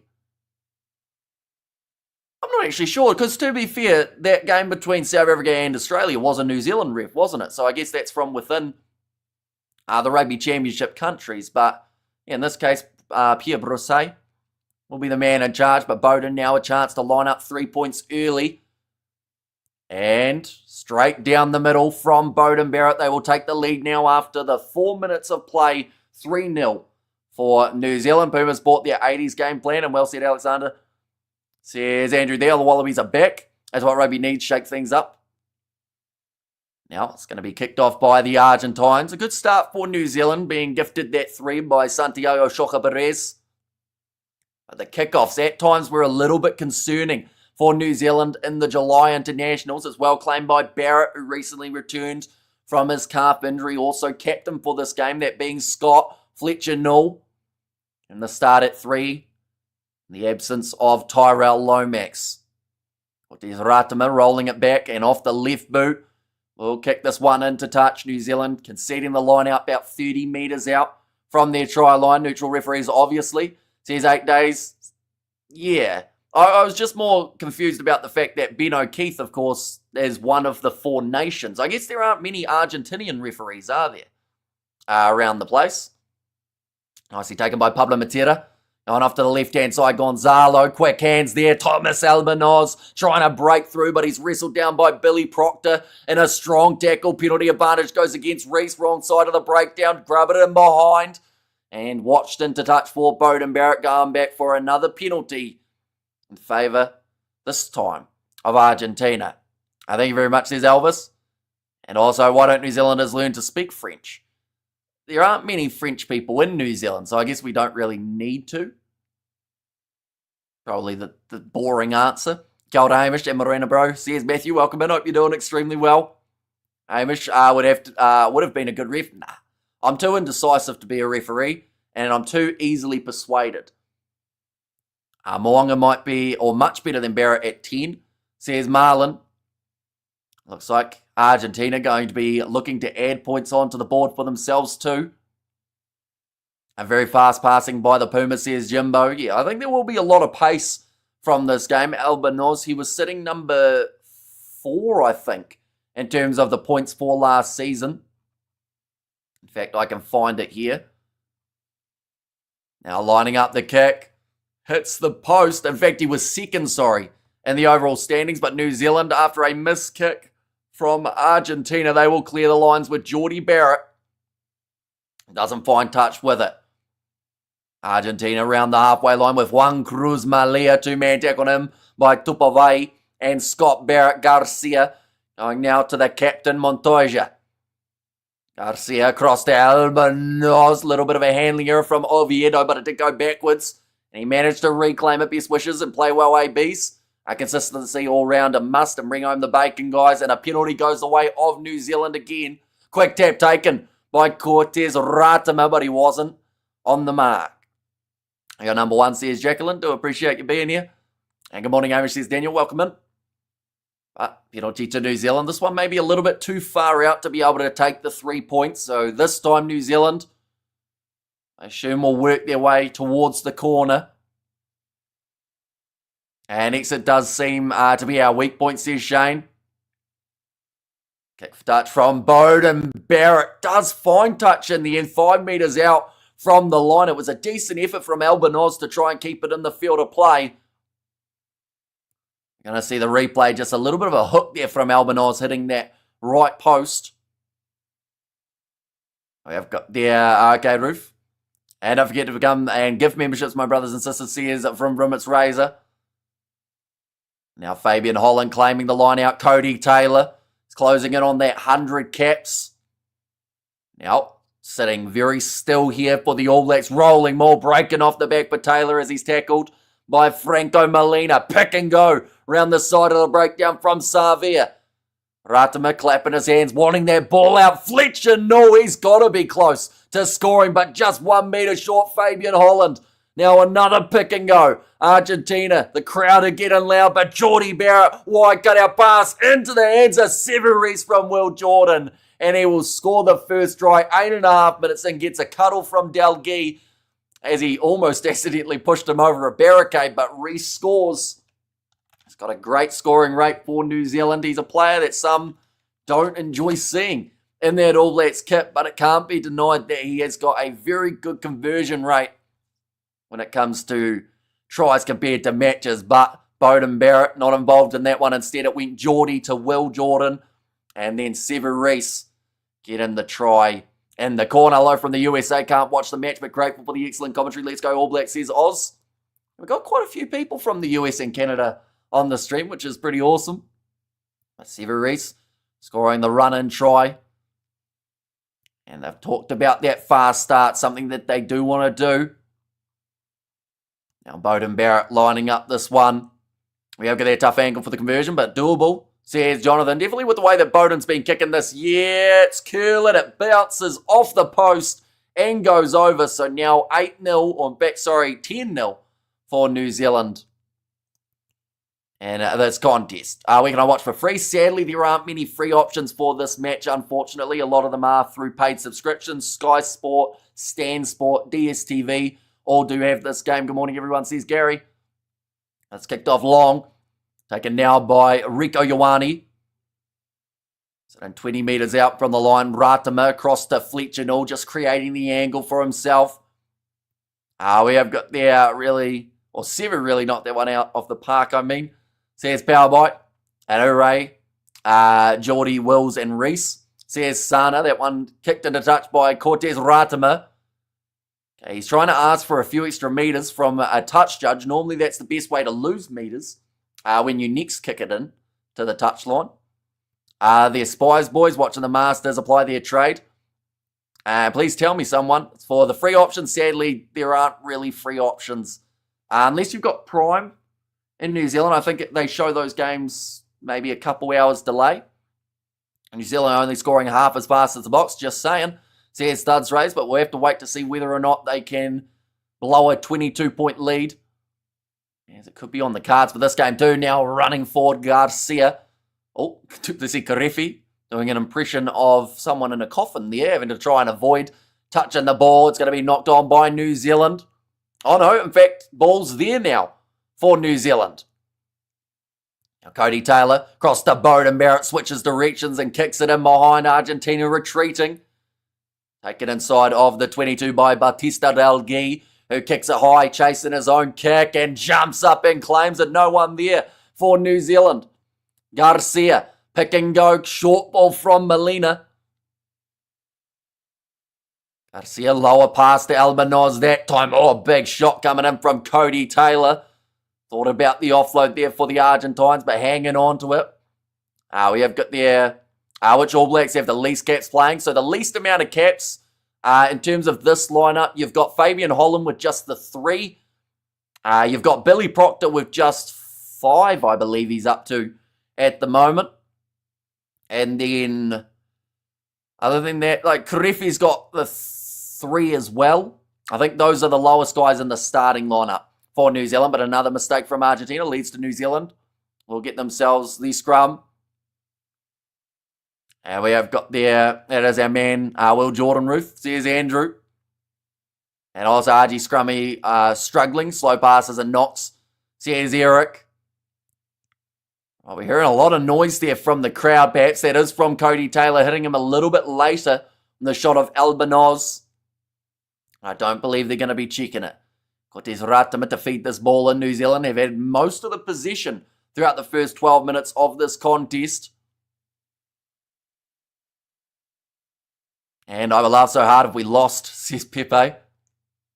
I mean, it would certainly open this Rugby Championship up. Artie Savia goes off to the right-hand side. Skip pass from Proctor. Out to Severis. Chip and chase. Delgui winning the foot race, but he's dragged down in a good aggressive low tackle from Severis, the try scorer. Bit of a counter-ruck there. Matera struggling to get out of the way of it. Picked up by Reese, who gives away the penalty. I think they said in through the side there, penalty against Reese. Go get the goal. And great to see Aussie get up. Let's make a perfect weekend up the All Blacks, says Grunter. It's not on TVNZ. Says Sam there. Yeah, it is on Sky here in New Zealand. Kicked into touch by Juan Cruz Malia. Gets a good amount of distance on it too. About 40 metres out from New Zealand's line now. Some good hustle being shown by Severis as he was face deep in, I believe it was Delgi's crack. And then just trying to get that still in the breakdown, but coming in through the side. A nice kick, says Mikhail there, but now claimed by Pablo Matera at line out time around the halfway line for the Pumas. Chipped in behind, little bit of a bump on Choca Perez, but he wins the foot race anyway. Now Montoya sitting 15 metres from the try line. Argentina, their best chance to get something going in this contest. Albanoz tackled low by Savia and Barrett pick and go from Garcia. Now Molina.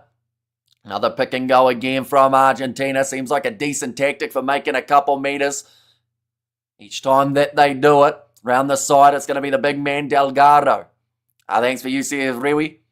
And as well, anyone who is new, of course, be sure to hit that subscribe button because we are going to be back with every game of the Rugby Championship. Another pick and go, this time coming from Oviedo. New Zealand so far keeping their discipline in track. Karefi making the tackle. It seems like Argentina are in no hurry here. There's the advantage. Now for offside, 2 metres out from the try line. Pick and go again. Getting closer, 1 metre out now for the Argentines. If they shift left, it's about a 7-on-1. But I don't know whether or not they actually see it. They are going to continue using the forwards. Now they try and shift it, but it was butchered there as it wasn't quite the clean pass. Albanoz with the big fan. Proctor stops him. Offload now on the outside. Rodrigo Isgro in the corner. And both 14s have struck early, and Argentina now on the board. But just patience, I think, is the best way of describing that from the Argentinians. They were in no hurry whatsoever. They had the advantage that they could use to their advantage. And just see it there. A nice kick in behind. Choca Perez getting it, and then about 10 or so phases later, they shifted away to the side. Go New Zealand, says Tyrone there. And also we have got there, thanks. And also we have got, tell you what, the chat is going very quickly. Every time I try and read a message, it just disappears to the top. We have got there all the way, boys, says Tangi there. And Vamos Los Pumas. And there from Lilia, but lining up this kick, Thomas Albanoz. It will be off his left boot. And does get it over. Makes the score now 7 points to 10. And now it's getting interesting, says Dallin. And WF Bro says Zach. And brilliant try, Mighty Puma, says Peter Jones. And good goal, New Zealand, says Tyrone. And they do. That's a brilliant try. Pumas' patience and brilliance.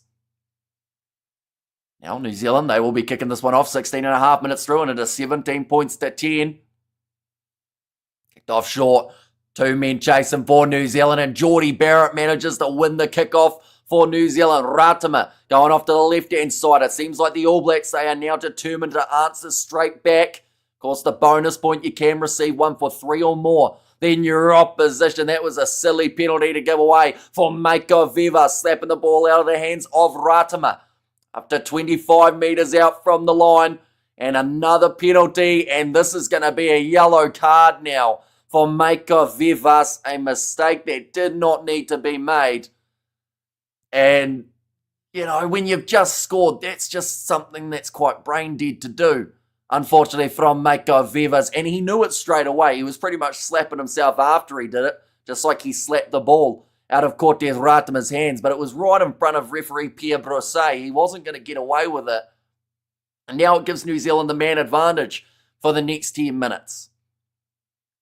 We have got there Bloody Reese, says Thor Finn there.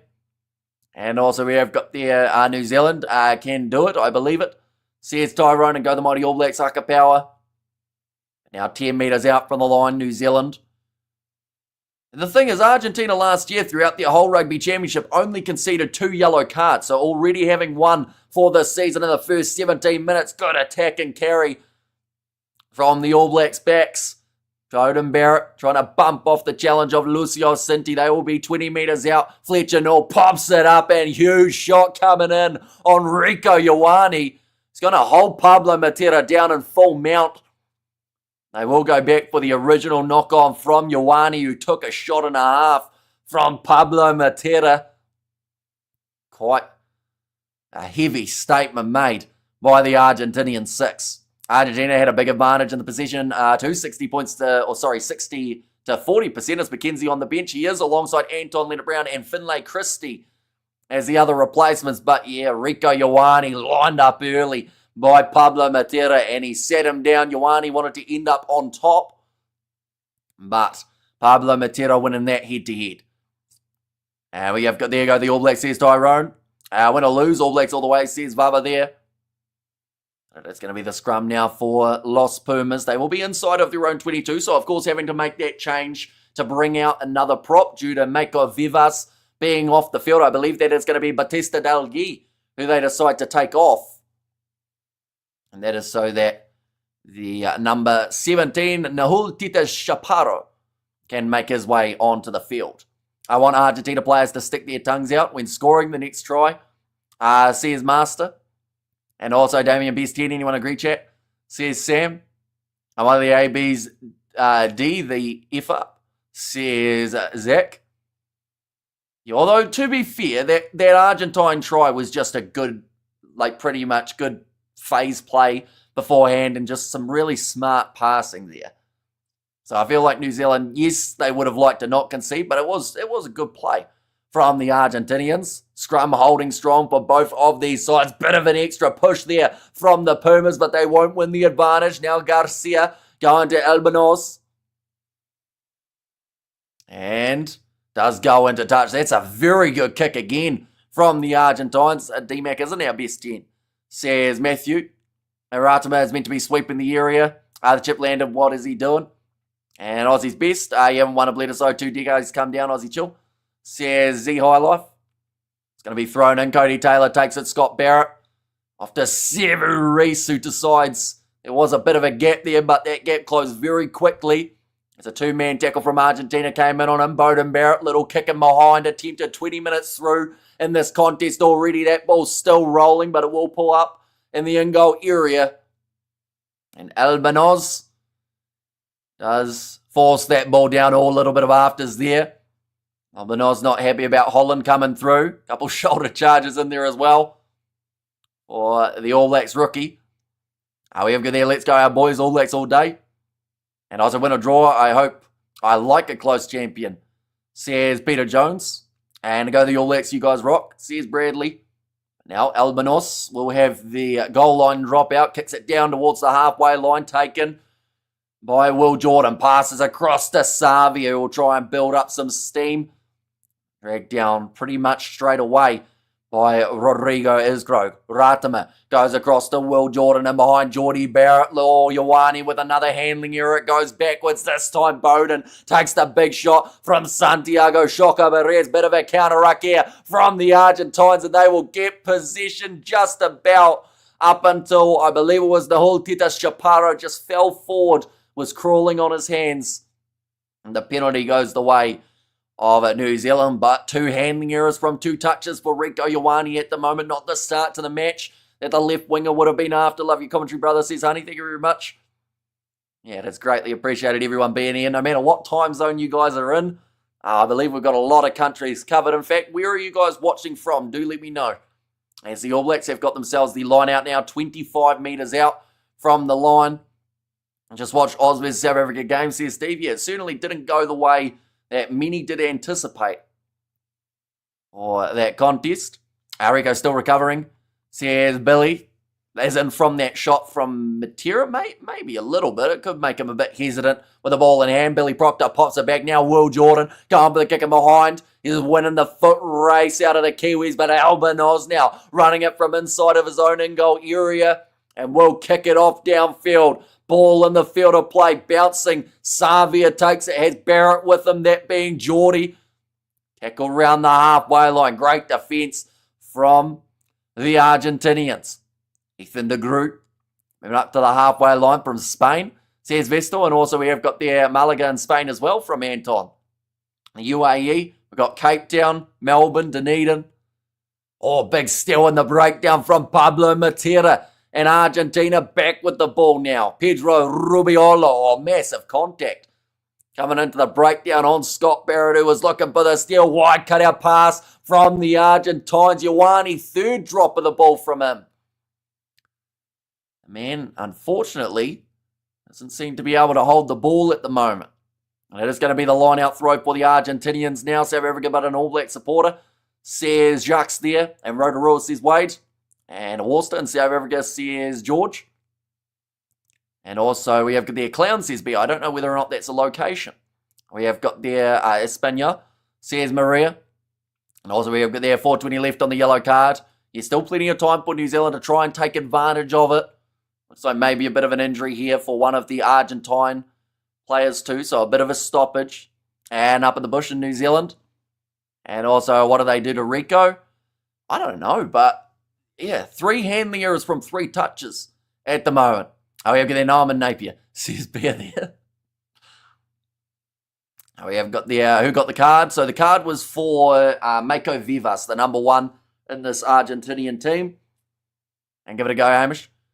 And Napier in South Africa. Wait. Oh, there's a Napier in South Africa as well as in New Zealand. Like, I guess Wellington's the same, isn't it? There's a location in both. 1 try apiece at the moment in this contest. 14 players on the field for Argentina. If they can survive this 10 minutes without any sort of extra points scored against them, I think they'd consider that as a massive win. Now thrown into the front, nicely taken by Fabian Holland. Oh, Pablo Matera not happy. He's saying that wasn't as straight as it could have been. Big run from Savia, moving up to the halfway. Now Ratama thought about the kick, but instead goes across to Karifi, finds Bowden Barrett. 1 more pass on the outside. Will Jordan steps and cuts through a gap. He's got Reese on his outside. Ratama on the inside. The draw and pass, Will Jordan, is brilliant once again. And New Zealand score between the posts. Will Jordan, when doesn't he set up a try or score one himself? Now Ratama, he will get the credit on the scoreboard for that one, but Will Jordan just decided to hang on to this one. A couple times already he's gone for a kick in behind, but this time hangs on, and then Ratama with the support run to then be able to run it between the sticks, and a nice easy conversion for Bowden Barrett here. Will Jordan is a cheat code, and also well done Will Jordan who got the yellow card. Argentina's number 1, Mako Vivas. He's a try maker, says Roof there. Too early, Sonny, we're still hurting. And also Will Jordan, best player on earth, and I'm an Aussie fan, says Sam. And tough ABs absorb the early pressure, have patience on attack and finish, says John. And hey, it's Alex back again, says Alec. Welcome in. Hope you're doing extremely well. Can't wait for your brilliant commentary. God bless you, mate, says Alec. and in Queenstown. So I know I'm better than all of you, says Lewis. But Argentina a bit disappointed to concede for that one. Now's the score sitting at 17 points to 7 after that kick from Beauden Barrett. Went over how many people at the game. I believe it's sold out. I'm not actually too sure of the capacity of the stadium, but it's looking full. A lot of people wanted to see this Argentinian side in action. Rico Ioane claims that one without the drop. Passes on the inside. And there was a young woman from Argentina and a man. I should have seen her. She was awesome, ballerina. But well, Jordan Manny is meaner, says Stephen there. Ball claimed by Argentina about 40 metres out from New Zealand's line now, creating the attack with Julian Montoya. To the right-hand side, quick hands, finds Oviedo. 4 clean breaks last year and straight in the breakdown. Tupovai does win the penalty, although I believe it's more so a win against Delgado for diving in off his feet. Could you give my girlfriend Nolsey a shout-out, says Honey. So shout-out to Nolsey, capacity 57,000, says Nodmum. Okay, New Zealand weren't on the mark when they tried to take that kick and put it into touch, so they will go back and do it again. Hello from France, says Jeremy there. Back. Now Beauden Barrett. Penalty count so far. The Pumas getting canned by the ref. Says Studs Rays. I'll get you the count, although sometimes it does need to be half-time before it's fully accurate. One moment. We'll get this one loaded up with a little bit of luck. They said there about Tupovai putting the pressure into the breakdown, and that is why the Argentinian felt he had to jump off the feet. Discipline at the moment. 4 penalties against Argentina, 2 against New Zealand. Now, that might not be completely up to date. Ratima's class says Crimson kick downfield here from Argentina. That one is a low skidding kick. Will go just outside of New Zealand's goal line. Jordan kicks it downfield. Oh, and the ball stays in the field of play, so it will be now play on for Argentina around the halfway line. Chip downfield. And Jordy Barrett not taking that one cleanly. Pops back on the side of the Pumas. The All Blacks forwards dominating.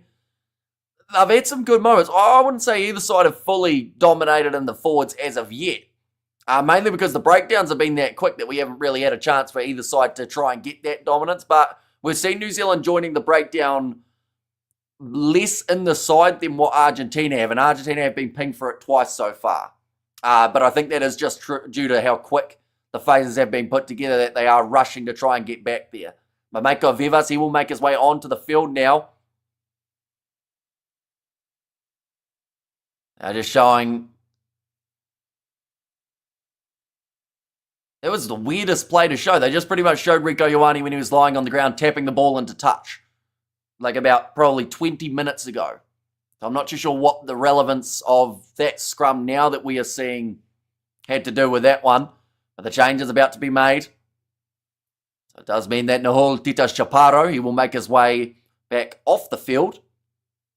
And it does bring Mako Vivas with a lot of motivation now to try and perform. After his yellow card, I don't think the RGs can stop an All Black side. Come off a 3-test whitewash.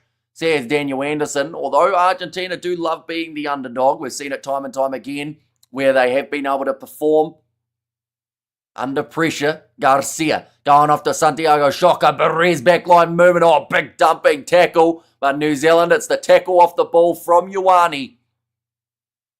He's yelling at the ref too, saying it's not off the ball. He had the ball, but I don't think he had the ball in that case. Okay, he's rather confused here, Rico Ioane. We'll have to wait to see the replay to see whether or not that man did actually touch it. You know, he doesn't have the ball. It was a good argument from Ioane, but I think maybe if he's lucky, there was one half touch of the ball way before it. We have there. Oh, you're live and slow catch up, bro. Sadly, I can't because I'm on Sky Sport now. We have there. The All Blacks preparing to play with 14 men by playing Ioane. Says Crimson. Ioane at his best says Scrotimus as Argentina's offensive line speed effective. It's going all right so far. I do think that Will Jordan has been, once again, like someone said, a bit of a cheat code in the way that he's been able to pierce those gaps. But Argentina are shutting down New Zealand's backline at times pretty well. Now, Albanoz going to be lining up the extra 3 points here. Ioane is terrible, says Zach. And the Pumas are prowling, says Ruth there too. I said 22-17 to Argentina, looking good, says Bubba Smith.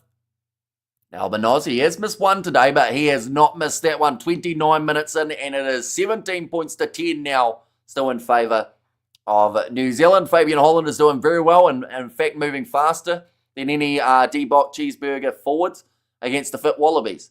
Says Master, that's quite the statement, isn't it? Harsh penalty in my opinion, but I would think that. Says Studs Race. Oh, Geordie Barrett's landed on his face. It's not the best way to land. You've got feet for a reason, but Pablo Matera. Now, going to try and charge that 140. What's going up for the ball, though? Geordie Barrett. He seems to be the guy that they're sending to try and retain that possession. Oh, big push there from Tupavai. Crowd not happy about it, but Garcia. Oh, no, he didn't play the ball first. So we'll go back for the penalty for offside against Tupavai. Over there, Ioane just getting payback with that tackle. Says Wade. Looks like Pablo Matera just getting his little chip put back in the back of his shirt. And boxer rent-free and Master Sam Ray's head. Says Daryl. Move the mouse, please. Says Mahadin. A moment. No, it isn't the mouse. It's just that the scoreboard hasn't updated. But it is 17 points to 10 at this current point in time. Rico too worried about the camera. Says East Ghosty. Matera, he's had quite the start to this match. Too much TikTok. Says Ghost Kiss, I assume that is. Is that for Rico Ioane? Does he have TikTok? Oh yeah, Barrett landed. Oh, no, he might have just put his hand down in time to stop his face from hitting the ground. Yeah, big push from Tupavai on Gonzalo Garcia, which did lead to the penalty in favour of the Argentinians. Mackenzie is a super sub now. Says Vava, yeah, will certainly be one to keep an eye out for in the second half. Now rolling maul of the Pumas. That one looks like a mess, and it's popped out in the hands of Artie Savia, who has managed to come up with the ball. I don't know where he came from in that rolling maul, but I think he just went straight through the middle of it. Geordie Barrett now passing on the outside. Proctor shoveling it on Will Jordan. It was flat out to Rico Ioane, who's tackled low. Billy Proctor pops it to Will Jordan again. They'll certainly keep an eye on him and try and shut him down anytime they can. Good hands from Fabian Holland. Short ball to the Groot. Kremer got his head on the wrong side and may have hurt his ankle in the process as well. We've got a call. Yep, forward pass from Will Jordan initially. So that was from Marius van der Vesterhuizen who spotted it. We're going to see it there. Yeah, forward pass from Will Jordan. It did look, I think at the time we called it flat or forward. I can't quite remember which one. But either way, it didn't look like it went backward. We go there. That was a forward pass. Then Bruce missed that live, says Mr. Tube Dude. Definitely the touch here. It was right in front of him on that near side. But Kremer has stayed down, ladies and gents. And Rivers blind, that's a mile forward. Yeah, that looks forward. Yeah, it looked like the head knock for Kremer initially. But I would say what happened is after he kind of took the head shot, he's not happy, Kremer. He is grimacing, lying in pain. Why don't you be a captain of the Springboks, Hamish? I think there's many reasons why I haven't been selected as the Springboks captain. I could probably list at least 10, but for one, I'm not a member of that Springbok squad. That's probably the best one. Timo calling 4 passes now. Why bother with an on-field ref anymore, says Studs Race. He's gone, says Jimbo. Yeah, Kremer does not look like he'll be able to continue. Can you not show us the screen? Sadly not. Any match footage or audio would get us taken straight off YouTube, get a copyright strike, 3-month ban, and potentially sued. So, I like not going to court, even though, as I say, I'm normally dressed for it. But, I would rather just avoid jail. It's just easier not to be in there. We have got there, they're too jealous of your good looks, says Big Rig Joe. And we have got there, get him off next, says Rahara. It looks like Juan Martin Gonzalez will make his way onto the field when you're going to sleep. I will go to sleep after this. Hollywood, says Andrew. I assume you're talking about Marcos Kremer, but nah, he looked like he was in genuine pain. Because I can tell you right now, that man would not fake an injury because he would much rather just uppercut someone than have to stay down. Rico getting dropped for the box test. We're going to see it. That's not good for your knee or your ankle or anything in that leg. Kind of got stuck underneath him as he fell backwards, and then De Groot also fell on him. Where's this game being played? It is being played in Cordoba in Argentina. And we won. Says Wahara there. YouTube blocks people way too often. Says Jonathan, well, to be fair, for that, they do have to block you because it is illegal. So, they can't really promote illegal activity. Oh, no, Kremer's going to continue. The ankle is heavily strapped. I have no idea how he's going to continue in this match. He looked down and out, but obviously that second wind hit. A nice sound effect, says Lilia B. It did look like an ugly twist, but he's decided, nah, she'll be right. We'll keep going. I know Gonzalez says Crimson there. And if AB's a score or 2 scores ahead, they win. While Pumas are reaching, or still in reach, anything can happen. I could put your face on Quagga Smith, Hamish, says Andre John. Now Gonzalo Garcia. And go for his ankle now. Says Raharan, good commentating, bro. Thank you very much. Greatly appreciated. Free kick goes the way of Argentina. Quick tap taken by Joaquin Oviedo. Does run it straight at Cortez Ratima, and a penalty against Argentina. Playing a man past the ball goes against Pablo Matera. Xavier, the man, says Vamos Argentina, says Ariel. And the All Blacks box kicking out of their half or running it out. They are doing quite a few box kicks so far. Although when they get round halfway, it seems to be that chip and chase as the one that they do more so look for. Rico needs to go. Says Ghost Kiss. And also we have got there, where are you from? I am from New Zealand. So it is currently sitting at 9:51 a.m. We were doing the match earlier on between South Africa and Australia, which took place at 3:10 a.m. Strapped ankle made him too fast. Says Sighted. Now throwing this one in, Cody Taylor finds the hands of Tupavai, and the rolling ball now set for New Zealand once again. Currently 33 minutes through this fixture. Taylor breaking off the back to the left-hand side. Ratima passes him behind, doesn't find Ioane. And there's just a little knock on from the Pumas too. We have there a real stop-start. As Quagga bulked up a little too much. Says Studs Razor, thank you for your response. Don't worry at all. And Hamish is looking dapper, very similar to a 1980s door salesman or a member of a religious cult. Says Jason, I love your country so much. And I'm from New Zealand, says Billy.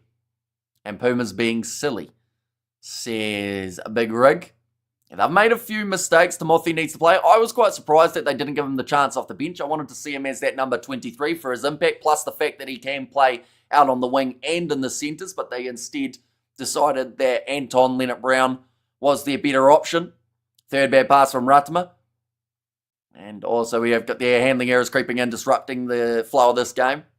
I'm from France. I one day come to visit your country. Says Jean there. Now, ball going to be fed in by Cortez Ratima, just inside of Puma's territory here for New Zealand. And a big scrum there, which they do get the advantage for, tapping on the back. So Savia takes it, pops it up to Cortez Ratima. Oh, what happened to Geordie? Oh, Geordie Barrett might be injured here. He is holding his shin and his ankle. It was either a stinger or a twister for Barrett, but he is rocking back and forth. Is he back on his feet? I can't see because Billy Proctor's in the way. But penalties conceded currently 4 against New Zealand, 7 against Argentina. We have got there, Rico is absolutely shocking, says Rural Sheepdog. And we have got there, shirt and tie combo, help me collaborate an old tally, cheers, says Dr. J. Is there an Old Zealand? I think there used to be. Maybe. Right, Geordie Barrett, I think, is going to be all right to continue here. I'm not actually 100% sure what happened to him. It was something next to the breakdown. He did end up falling over. He looks like he's all right to continue. Cody Taylor finds Holland. And again, the rolling maul is starting up. It's going to be dragged down by Argentina, so the advantage in favour of the All Blacks. Savia breaking off the back at Ratima with him. Very nice low tackle made by Garcia. Ratima, Barrett puts the grubber in behind. Doesn't work out for the All Blacks, so they will go back for another penalty. Where's all the Rico haters at today? Says Hopes of a Nation. To be fair, he's given them plenty of fuel, hasn't he? He's dropped the ball 3 times already in the early stages of this contest. Now, Bowden Barrett kicking this one into the corner. New Zealand chasing the bonus point. You're correct, Hamish. And also we have the Imagine being Daddy Barrett, 3 sons who have all played for the All Blacks. Imagine the pride. Says Daryl. Oh yeah, a little bit of afters there between Cortez Ratama and also Lucio Cinti. 3 minutes left, thrown in, taken by Holland once more. In fact, this time it was Scott Barrett who claimed the line out. Savia looking certain to go over the line, and New Zealand will get themselves their third. A more try coming up. That is exactly what they were able to do. It is Artie Savia who does pop up with it 37 minutes in. A good time to score for New Zealand just before the halftime break. They need one more try to be in a position of a bonus point just at this stage. French ref, by the way, says Zach there. And also, we have good Nuggy on Artie. And also, after 100 penalties by the red man, that try had to come, says Eric. And the Pumas being decimated. Oh, sorry, domesticated. Says Big Rig and ABs will be champions this year. And good kick, says NZ Guy. And as well, but Bowden Barrett lining up this one. 30 metres on the angle for Barrett, who does currently sit 3 from 3 for today. And yes, New Holland equals Zealand. Barrett bringing it round from right to left, goes over, makes the score now 24 points to 10 in favour of the All Blacks. When will you stream cricket next? I'm not actually 100% sure. We were doing a bit of cricket streaming in the past, but then we started getting copyright strikes left, right, and centre, so it does make it very difficult to kind of want to do them. Like, of course, I'd love to be able to cover them, but with the fact that each time we try and do them, we get a strike, it makes it very difficult. Scott Barrett, world class, says Crimson. When is Moonga back for the All Blacks? November 2026 as when he is eligible. Now, Ratama after Scott Barrett. Tackled 20 metres out from the All Blacks line. And looks like now Bowden Barrett will have to play halfback as Ratama is in the breakdown. Goes across to Artie Savia. Tackled by Vivas. Just a 1 minute remaining of the first half. Scoreboard's pretty slow. Oh, no, there we go. It's just given the try. Now Ratama of his left boot will kick it downfield. Will you stream the Ashes? I once again want to. But it's just whether or not I am able to without too many copyright problems. Arigo, this half penalty against 2 handling errors and overshot a run. Says Real Sheepdog. Artie is on another level. And Yippee Artie, says Sana. Now line out throw for the Argentines with 1 minute left of this first half. Can they make the most of it? One more try would get them right back in the game, but it's going to be contested and line out time in New Zealand. End up with the ball. Bowden Barrett decides to run short side, kicks off his left boot. It is the non-favoured foot, but it's a decent strike. Now 30 metres out from his line. Juan Cruz Malia fires it high. Rodrigo Iskro went up for the ball, but does knock it on. Barrett cleans up this time, being Geordie. New Zealand. Now in possession, Ratama goes across to Bowden Barrett, thinks about a cross kick. And it will go into touch. Referee's actually going to go back for the original penalty. The original knock on. So New Zealand will have themselves the scrum with the last 5 seconds of the half. Sorry if we've already answered, but are you covering the Women's World Cup? I'm hoping to do some of the games, but the biggest problem is the World Cup final of the Women's World Cup is overlapping with the Rugby Championship final match between Argentina and South Africa. So I don't know what I'm going to do there. So I also don't want to do too many of the Women's World Cup games leading up to that stage if I'm not going to be doing the final matches of the comp. And up the All Blacks. And also when is Drakus Duplessis fight tomorrow or today. So New Zealand time, it will be taking place at around 5 p.m. And where are they at the field after the kick? So at the moment, they are about 38 metres out from the line here, the All Blacks, with the scrum feed. They have got the option of kicking this ball out, but instead they will win the penalty advantage. Ratama going off to the right-hand side as Geordie Barrett. Skip pass out to Sevu Reece, who makes it up to the halfway line, skips back on the inside, offloads back to Geordie. Now Bowden trying to leap around, another advantage in favour of New Zealand. Oh no, in fact, they're going to go right back for the original penalty again here. Don't discriminate, Hamish. Please cover the women's games as well. Says Cameron Kay. We did cover the last Women's World Cup, although it was me and my mum. Whereas these games are on at random hours, so she might not be as keen to get up for them. You're too slow on updating the score. It's an online scoreboard. I have no control over it. But now, around the halfway line, it looks like the All Blacks are having a bit of a team chat here. Looks like Jordie Barrett thought for a second he was going to be lining up the posts. But instead, they will go towards the corner. We have got there Rico is bad. He's so bad. 80 plus international caps, garbage player. Says hopes of a nation.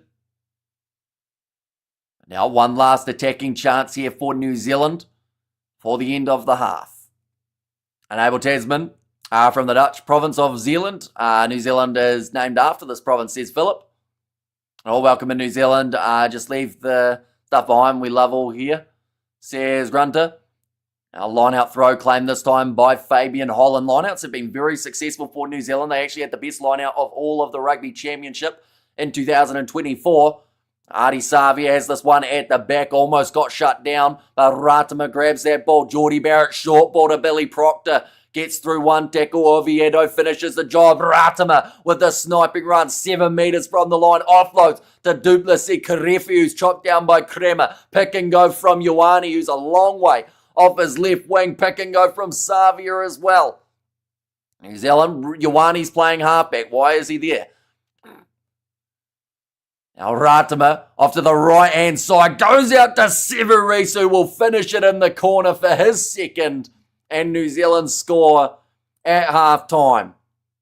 Reese, he's got himself the double now. It's come at a good time for the Kiwis. They are now in a position of a bonus point currently. We have got the go the All Blacks, says Michael, and Reese playing mean, says Rural Sheepdog.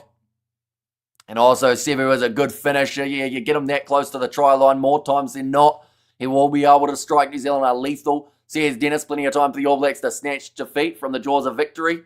Says Bubba Smith. And Ratama underrated, says Crimson. And where does South Africa drop down to in the world rankings after today's game? They are third now in the world rankings. Ireland second, New Zealand first. If New Zealand lose this game, they will still be first unless they lose by 16 points, in which case Ireland would be number one in the world for the world rankings.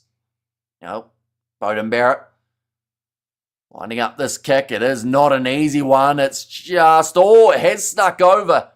And it's going to make the score now 31 points to 10. Beauden Barrett's kicking has been insane throughout this game. Definitely because in the old days it used to be about 25%.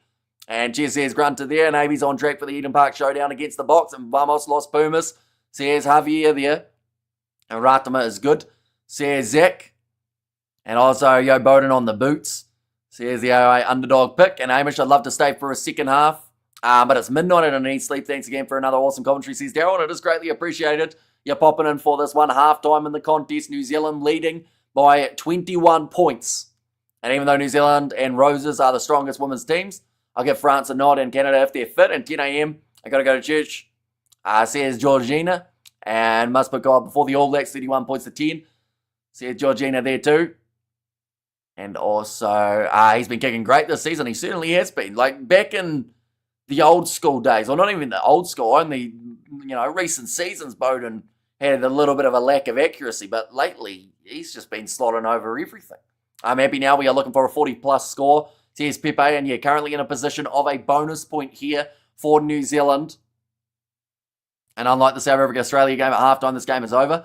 Says hopes of a nation, although New Zealand are only leading by 21, and we have seen a 22-point lead go a shoo-in already throughout this week. So, yeah, New Zealand can't get complacent here. They have to try and keep on pushing, try and work their way towards a clear-cut bonus point, and of course that points differential, the higher that it goes, if they win this game by more than 16, as well as receiving that bonus point, they will sit number one in the Rugby Championship standings. For this week, listening to you halftime talk, says Michael, and what we will do for the halftime break is we will get some stats to do with this matchup, as well as also showing the bench for this game. For the Argentinians, we have already seen a little bit of Nahul Titas Chaparro. That was due to the yellow card that came from Mako Vivas. Alongside that, that is really the only time that we saw someone out there because, of course, Juan Martin Gonzalez, he was very close to making his way onto the field up until Marcos Kremer decided he was all right to continue in this game. I do see that Argentina have already given away 9 penalties throughout that first half. They did have that yellow card of Mako Vivas. It's one that they could have really avoided, as it was just a bit of a brain fade in the breakdown. 201 metres gained by New Zealand in this contest, with 129 metres gained by Argentina. So they still had a couple decent runs, 2 clean breaks apiece, but New Zealand having an extra 9 defenders beaten with 12. Off the bench for the Kiwis, they have got Taukiaho, Ollie Norris, and Pasilio Tosi as the number 18. Tui Piloto and Finau as the other 4 replacements, and then Christie, Leonard Brown, and McKenzie. So that experience in terms of the backs that are available in this game. Santiago Carreras, keep an eye out for him in the second half alongside Guido Pitti and Juan Mata Gonzalez for this Argentine side. In the defensive stats, we have seen 57 tackles made by New Zealand compared to the 67 made by Argentina. Possession is in favour of the Kiwis with 56%. And yeah, she's been an eventful half. We saw 2 tries from Sevu Reece, 1 from Cortez Ratama, and then also 1 from Ardi Savia for the All Blacks. And then Isgro scoring in the 15th minute. The Seas coming from 22 points from behind, antlers up. Seas wicked night. Yeah, what a comeback that was up against Manawatu to be able to win that one, 22 points to 29. And I actually quoted that game for the other Rugby Championship fixture. When there was a 22-point lead, I said, look, this game, as much as it seems like it could be over, we've seen it already. The upset, I got told that that was a stupid thing to say, and then in the end it happened. Awesome commentary this morning, thanks, says Billy Royal. And yeah, it's greatly appreciated you guys all being here. Of course, be sure to hit that subscribe button if you haven't already. We are closing in on 70,000 subscribers. We're currently at 68.5, so if you do want to help us get there, be sure to hit that subscribe button, as we are back for every game of the Rugby Championship. And we have got there, hi Norway, my family from Norway 100 years ago, says Grunter there. And also Rico's having a pretty ordinary game, says Hartley. Yeah, a few handling errors from Rico already, a penalty conceded. So, yeah, he'll have to have a big second, I think, or else maybe we see the combination of Reece and Leroy Carter heading into the second match up against the Argentines. You would be a great commentator, says NZ. Thank you very much. Greatly appreciated there. Hamish doing a marathon commentary again. Yeah, we're into about our 5th or 6th hour of commentary already. And in terms of what is to come for this Rugby Championship next week, we are going to get to see the rematch of the 2 games that we're seeing today. South Africa taking on the Australians in match number 2 for them in the Rugby Championship. Argentina playing New Zealand. That will be the rematch of this game, which at the moment, New Zealand are in control. But everything can change with one quick fire play, one moment, one try, could all of a sudden change this contest. Then there is the week off in the in-between period. Then heading into that game, it will be Australia versus Argentina. That is the 4:30 p.m. kickoff on the Saturday. New Zealand playing South Africa at 7:05 p.m. And then the next week, same exact thing taking place as well. We have got there, let's go the All Blacks. There's Esmeralda, and would it help the All Blacks if World Rugby rules were used in Super Rugby Pacific 2, get them familiar with the rules? Says Sung. Maybe. But at the same time, I do think there's always that little bit of adaptation. And it's normally down to who the ref is as well. Like Northern Hemisphere referees sometimes do referee slightly different to the Southern Hemisphere. And both of them, they can be correct. But it's just more so you have to get used to how a ref is going to call a game. Once you're familiar with that, then you can start to really work out what is going on. Rico is rubbish, not enough skills. Says Ollie. And also at 3:30 a.m, I was regretting not sleeping, but by 4:30 a.m, totally worth it. Says Suds Rays, and also Wallabies and Springboks attack looked much more deadly than the All Black structure, in my opinion. Says Chris. And also Barrett's won't make the Rugby World Cup. Like all of them? Because Geordie Barrett, he's not that old, is he? He's like 28. Geordie, we're going to have to do the Google, aren't we? We've seen much older players than a 28-year-old at a World Cup. Yeah, he's 28 years old, Geordie Barrett, so as long as, he'll be 30.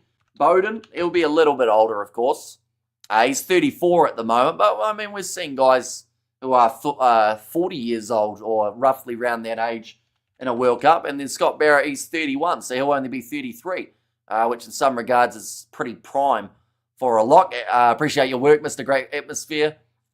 Still beaming from the Wallaby win. I think New Zealand should have this unless they have a bocky moment and start sleepwalking. Says Chill. How's Proctor played so far? I actually think Proctor's been solid in the 13 jersey. He's distributed the ball well. I wouldn't say he's done anything crazy as of yet, but he's made his tackles when he's needed to. And, yeah, honestly, I'd say he's been overall, pretty solid for this match. In fact, we'll get some statistics for him and see what we can find. At the moment, New Zealand have a 98% chance of winning, is what the Rugby Pass stats say. So currently, tackles completed, we're seeing Rubiolo actually leading the way for the Argentines. Artie Savia has had the most carries. Line breaks, we've seen one from Will Jordan, one from Sever Reese, as well as Rodrigo Isgro and Santiago Shoka Barres. For Billy Proctor, he's had 4 carries. In the meters carry department, he's had 8. So not a huge amount. And then in terms of the tackles made, Billy Proctor has made 5. So, you know, it's quiet, but he hasn't done anything wrong, I don't believe, as of yet. Will you go to sleep after this game? I will be, because I've got a birthday dinner that I'll be going to. It's not my birthday, I should clarify, but so I'll probably get like 4 hours sleep before that. But then alongside that, we are also going to be doing the Carling Curry Cup game tomorrow night on the channel between Bulland as well as the Bulls. So be sure, check in there. That delay of Will Jordan's skip right foot step was beautiful. Says the AI underdog pick, and Ratama needs to up his passing game, I think. Says Rugby Planter. And 31 points and 1.5 against Los Pumas at Cordoba is a very good sign. And I was being cheeky, everyone. Bodie and Jordan, or Geordie, are special talents. Long may they compete, says Eric. Do you think we can beat South Africa? Feel like we have a good chance? It's a tricky one, isn't it? Because I don't think I would base how South Africa are going to play up against New Zealand off that first test match that they had up against Australia. That was far from South Africa's best. They have got much more in the tank than that. Rassie Erasmus was disappointed with how that one went. But yeah, we'll have to wait and see. I think that we still need to know roughly who's going to be available for those matches before we can get too crazy about the prediction side of things. How do you feel about Mo'unga coming back? Well, he was always going to be back at some point. For Richie Mo'unga, I know that theoretically they'll probably just take all 3 to the Rugby World Cup, McKenzie, Mo'unga and Barrett. But then where does that put someone like a Ruben Love? I assume that he will be the fullback cover, as well as being able to play 10. But it is the chance that with Mo'unga returning, he pushes someone like a Ruben Love, or maybe one of those young fly halves out of the equation for a little bit longer. Are there bonus points for this championship? There are, but they are different to other competitions. The way that you get yourself a bonus point is by scoring 3 or more tries than your opposition. So 4 tries don't get you it. If the opposition score 1 try or less, of course it would. But in general, the rule is you need 3 or more than your opposition. So currently, as we sit with New Zealand having 4 tries, they do have that bonus point, as Argentina have just got themselves the 1. On our way to Amsterdam, great commentary. Says Douglas, thank you very much for popping in. We have got their ABs will have a really tough task. With the Box, they won't be the same again, or the same team. That lost to the Wallabies, says T-Puck. And also Roy Guard over Ratama over Hotham. Says Rum Rum, it's Razor. Although Ratama, like at the end of the day, with the other 2 being injured, he needed to have a big game. He's been solid enough throughout this contest, got himself the try. He's actually done some great things. Yes, his passing has had a couple little shaky moments every once in a while, but I also think that that is down to a lack of game time for Cortez Ratama. Yes, he's had a couple games off the bench up against the French, but you know, you want to be starting out there on the field, and that is what he's doing here. Argentina beat British and Irish Lions. All Blacks would crush them, says Spiritual Awakening. And also Joe Stanley says Pepe there, and Jordan fantastic again, says Roof. Yeah, Will Jordan's always going to be right up there when it comes to players statistically. Your thoughts on the South Africa game versus Australia? The only way I could describe it was just weird. You know, to have a 22-point lead after 17 minutes, to then go on and lose by 16 points because your opposition get 38 unanswered. It just felt strange. You know, like Aussie played really well after that 20-minute period, don't get me wrong, but, you know, that second half was just weird. 33 points for the Australians. I agree, Argentina has plenty of time to still come back in this game. Says Ike there, and at least Stefan Arnoku will be interesting as he can cover wing midfield and now loose forward. Says Isaac. I hope they bring McKenzie on for the second half. And could we see JRK in the end of year tour? I don't think so. I think Jacob Ratamatavuki Nepkins will miss out, but I do think he'll actually get selected in the... in fact, Is Jacob Ratamaitavuki-Netkins, did he get selected for... No, he didn't in the end. I was about to say, did he get selected for... Was it Samoa or Fiji that he was looking at? Trying to get into the squad. Can't quite remember. I think it was Fiji, wasn't it, for Jacob Ratamaitavuki-Netkins? Did he make his way in there? And we have got there... He's had the best first half out of the All Blacks teams, be honest. Oh, sorry, out of all teams, be honest. Says Kiwi Rob. So you're asking who's had the better first half out of the 4 Rugby Championship sides? So, of course, it would have to either be New Zealand or South Africa, but you'd have to say New Zealand in that case, because South Africa had the best first quarter, but then New Zealand had a better second quarter in that regard. Australia had the best last quarter, so perhaps Argentina, between the minutes of 40 and 60, that's when their time will be to shine in this matchup. We have got there is Rusty Erasmus going to post a 2-hour video to complain about the match officials again. Says, Reggie, I don't think so. I think the majority of people that I have talked to have said that the ref did a good job in that match, including South Africans that we have chatted to as well. But I think it was just those little errors that they kept making for the South Africans that led to about 3 or 4 counter-attacking tries from the Australians. Bring back Fluff de Klerk, Pollard and Cheslin. Says, chill there. And also, no one can beat the All Blacks. They are heroes, says Pradip. And also, why are Argentina faking injuries every 3 minutes? They can't keep up with the pace of the All Blacks. They need a break every 5 seconds, says Spiritual Awakening. And when they're behind, Pumas look to the halves to inspire the score. And when they should just grind phases, Mots keep talking smack, says Ghost Kiss.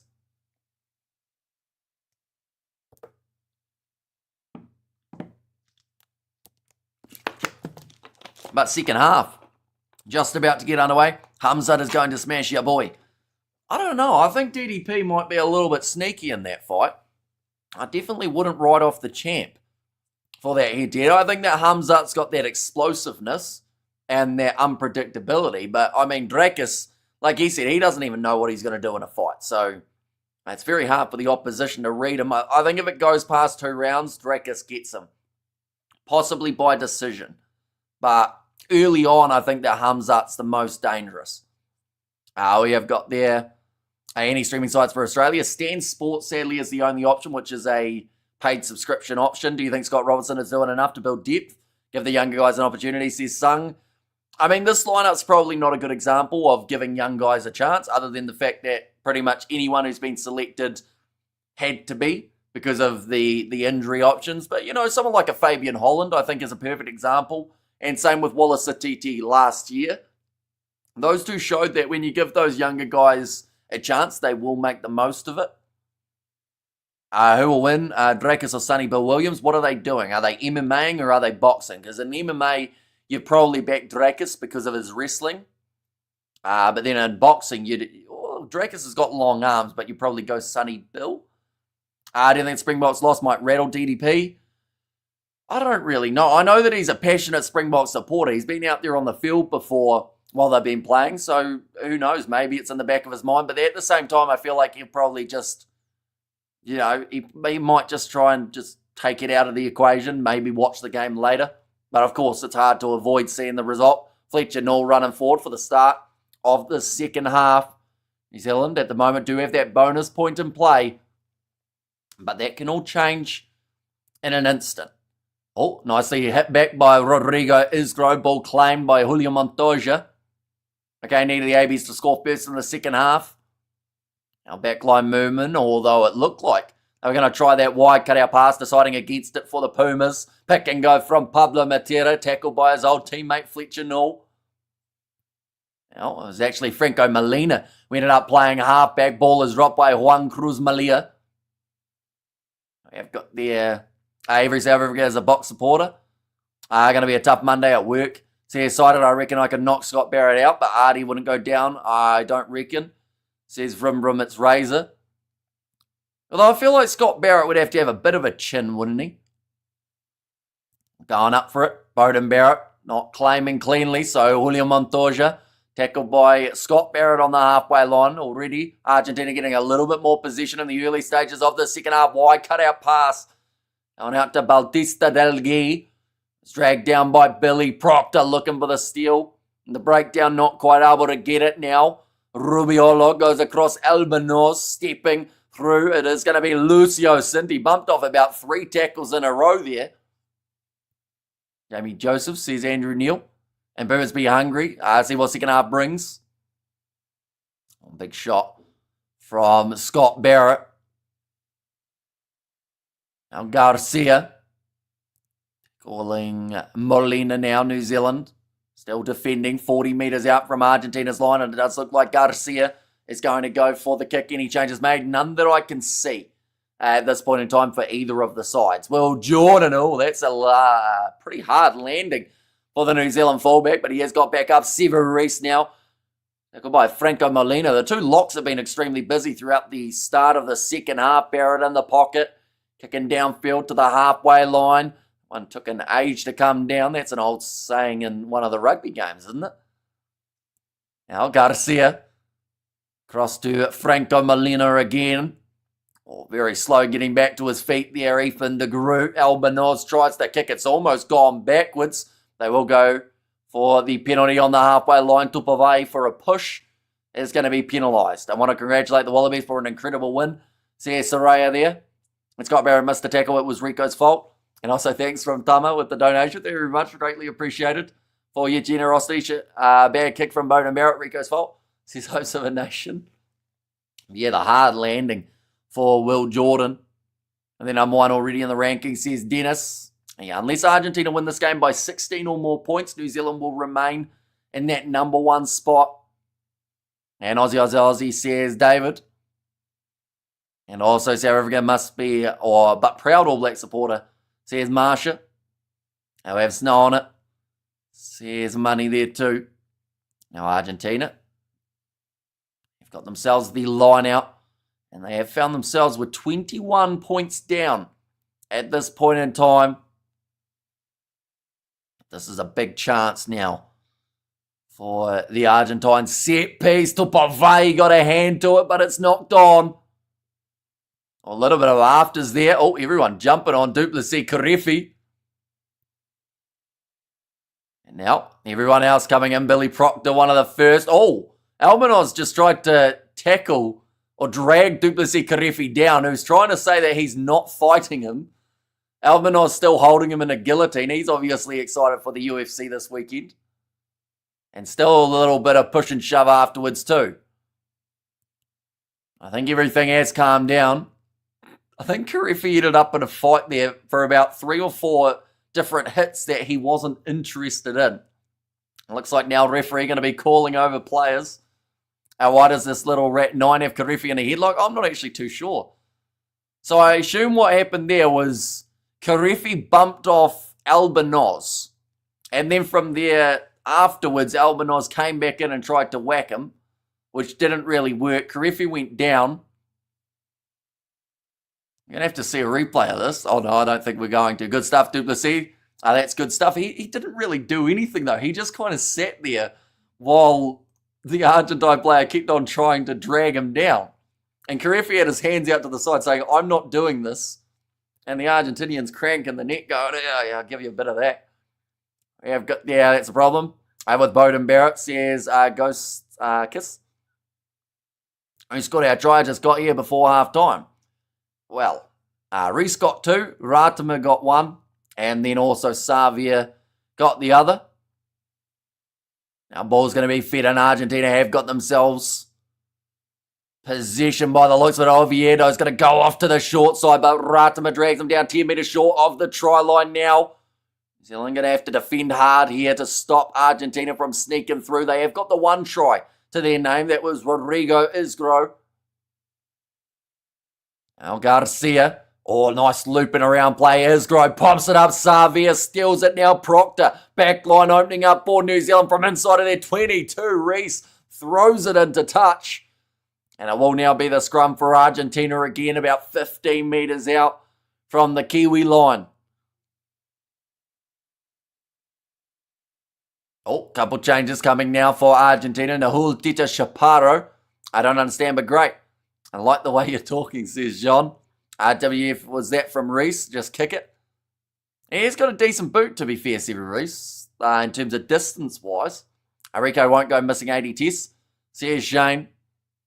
And it's raining here where I am. It's Rico's fault, says Lord. And Reese throws a forward pass, or throws a pass to the linesman's Rico's fault too. He's not guy anymore. What happened?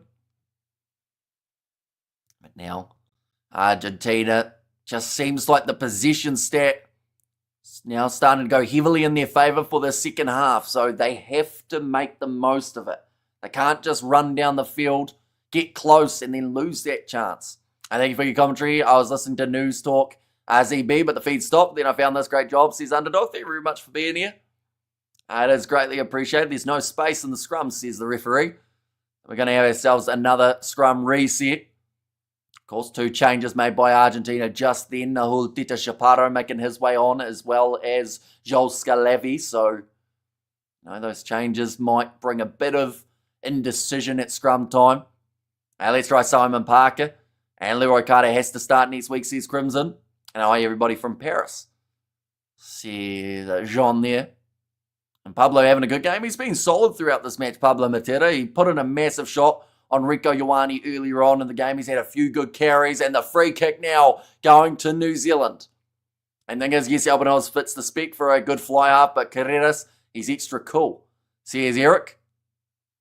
And also, damn, I went to sleep for the bot game early. I knew that a few people would have. So, of course, waking up to seeing that score would have been very different to what you would have expected. But now Geordie Barrett kicking downfield. That one might not find touch, and it hasn't. So a mistake coming for New Zealand. Now kicked high by Batista Del Ye. It's gone sideways. Savia slapping it back.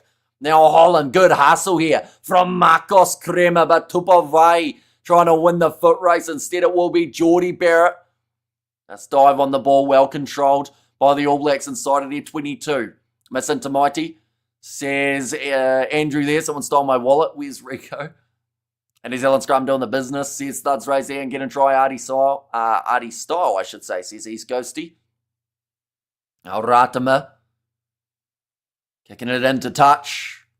Argentina have the line out now 36 metres from the line. Are the yellow boots of sponsorship? Directed from Adidas. They look terrible. Yeah, they're very bright, aren't they? Although, to be fair, Argentina also do have a few bright boots amongst them. I think Marcos Crema might have the same boots as the ABs. Trying to bring on Damien McKenzie, says Andrew.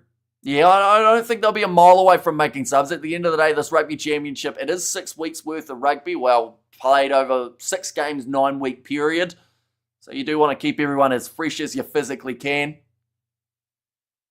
Oh, trying to avoid getting cleaned out there. That was a forward pass in front of the ref from Argentina. In fact, it was in front of both referees and no one saw it.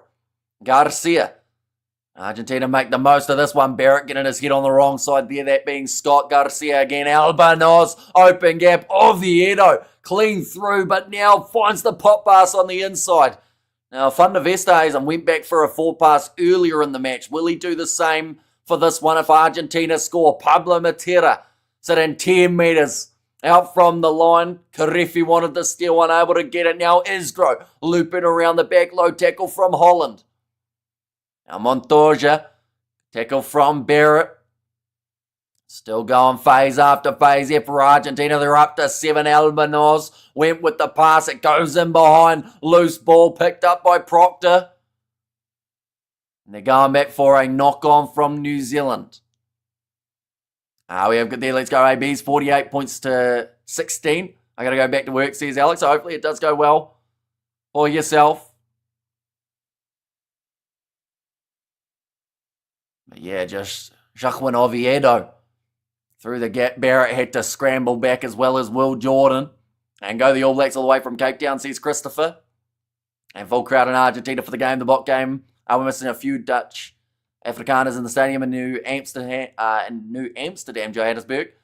There's Master. Looks like another change is about to be made. New Zealand still in a position of a bonus point with 30 minutes remaining in this match.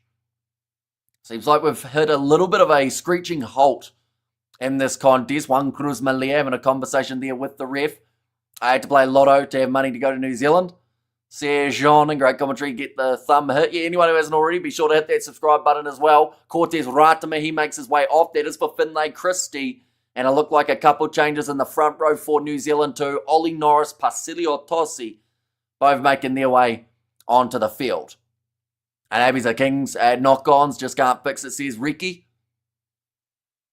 In fact, no, sorry, Cody Taylor. He will make his way off the field for Samasoni Tolkiaho. I'm not actually 100% sure that Null did make his way off. And just that break and play. Oh, that could have really hurt his knee though, that breakdown. And thanks for the commentary marathon. And Christy, says Mark.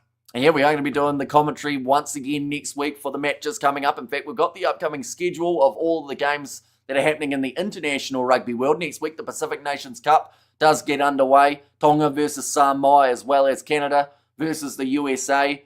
And of course, those rematches of the Rugby Championship. Get to see them in action there. Basilio Tosi, he has made his way onto the field, I will clarify. Now going off to the left-hand side. Now I'm breaking the line, Albanoz. What a try that is from the Argentinian first five. Cuts the defence open. And just like that, soon as the subs are made, the Argentinians have been able to strike, but it is Albanoz. He does score the try. Just a direct run up the middle of the park. New Zealand caught napping. I've got there, Mrs. Made Me Bacon and Eggs. And the All Blacks are winning. Life's good, says Wade. And very soft try, says Zach. And also we have got there, compared to the Box versus ABs, it's not too exciting. Okay, subs on Get D, says Socks. Now, Albanoz, he has the opportunity to take his own kick here. And it does go over. Appreciate this, mate, says Dell. And yeah, we are going to be here for plenty more rugby throughout the year. We're doing all the November internationals that we can squeeze in. Finley Christie, though, floating wide. And then just bounces through Albanoz. And go New Zealand, says Harlan. And AB's going to sleep. They need to finish strong, says Dave. And that looked horrid. Everyone's fault. Yeah, there were about 3 or 4 players that probably could have been to blame for that try. Bit of a soft one to give away for New Zealand. But it also means that they no longer have that bonus point. But Geordie Barrett wins the kickoff. Now Reese. Like Savia might have been tackled off the ball there. Oh, Geordie Barrett, a little bit hesitant with their pass. Now finds Bowden Barrett. Will Jordan, can he create something? Tries to skip his way through. Did see that Guido Petti has also made his way onto the field for the Argentines. Geordie Barrett passes out to Sever Reese, who cuts back inwards. He's in line for a hat-trick here, already has the 2. Christie, short ball to Fabian Holland, who's chopped down at the kneecaps. Christie, flat to Tupovai. Now pop past Geordie Barrett. Gives it to Samasoni Tolkiaho.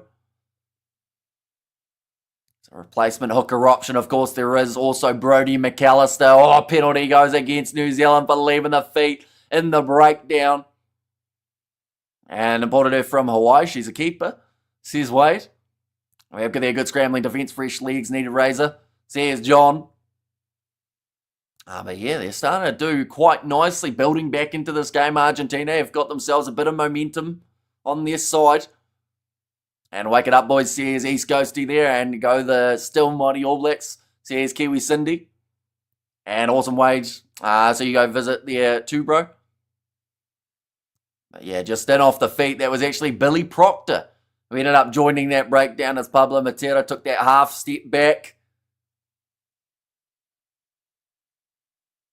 That one wasn't terrible. We've seen worse than that not given for Billy Proctor. But then, yeah, just came in a little bit too low. Argentina coming back strong. Composure need a please, says Studs Race.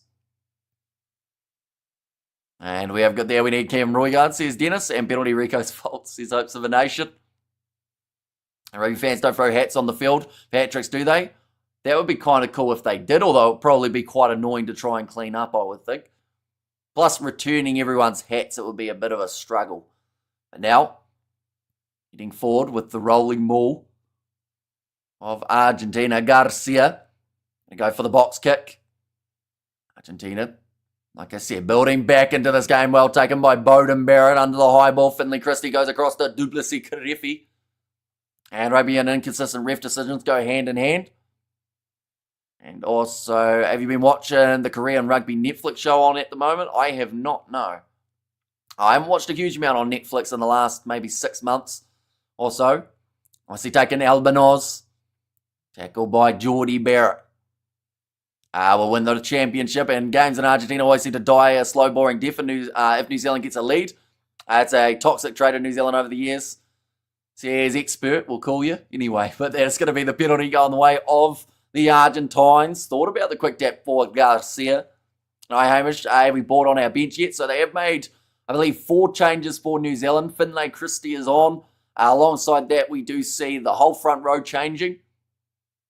But then they've still got Summer Pettifi now, Patrick Tuipulotu, Damian McKenzie, and also Anton Leonard-Brown to come in this game.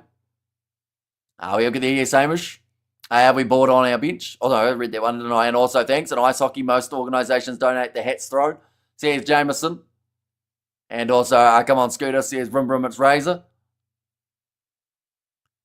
Just seeing there, the shot, a little bit too high from Artie Savia, so that is what the penalty was for.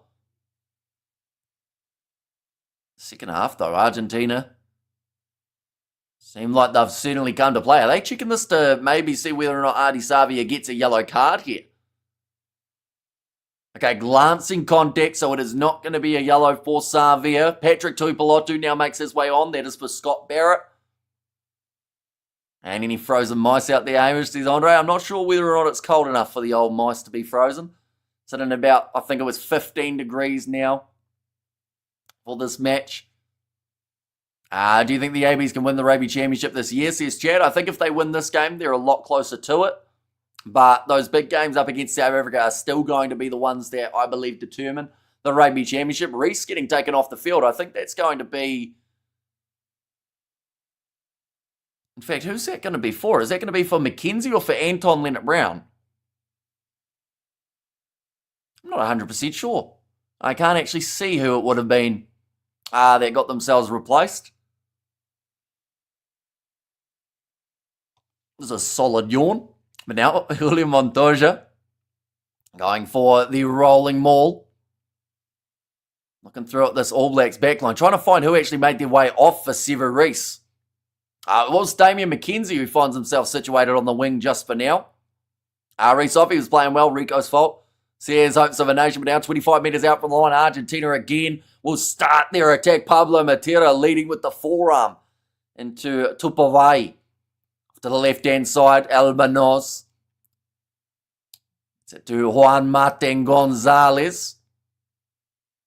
New Zealand just haven't been able to get those lethal steals in the breakdown as of yet throughout this game. Now looping around, it was Lucio Cinti.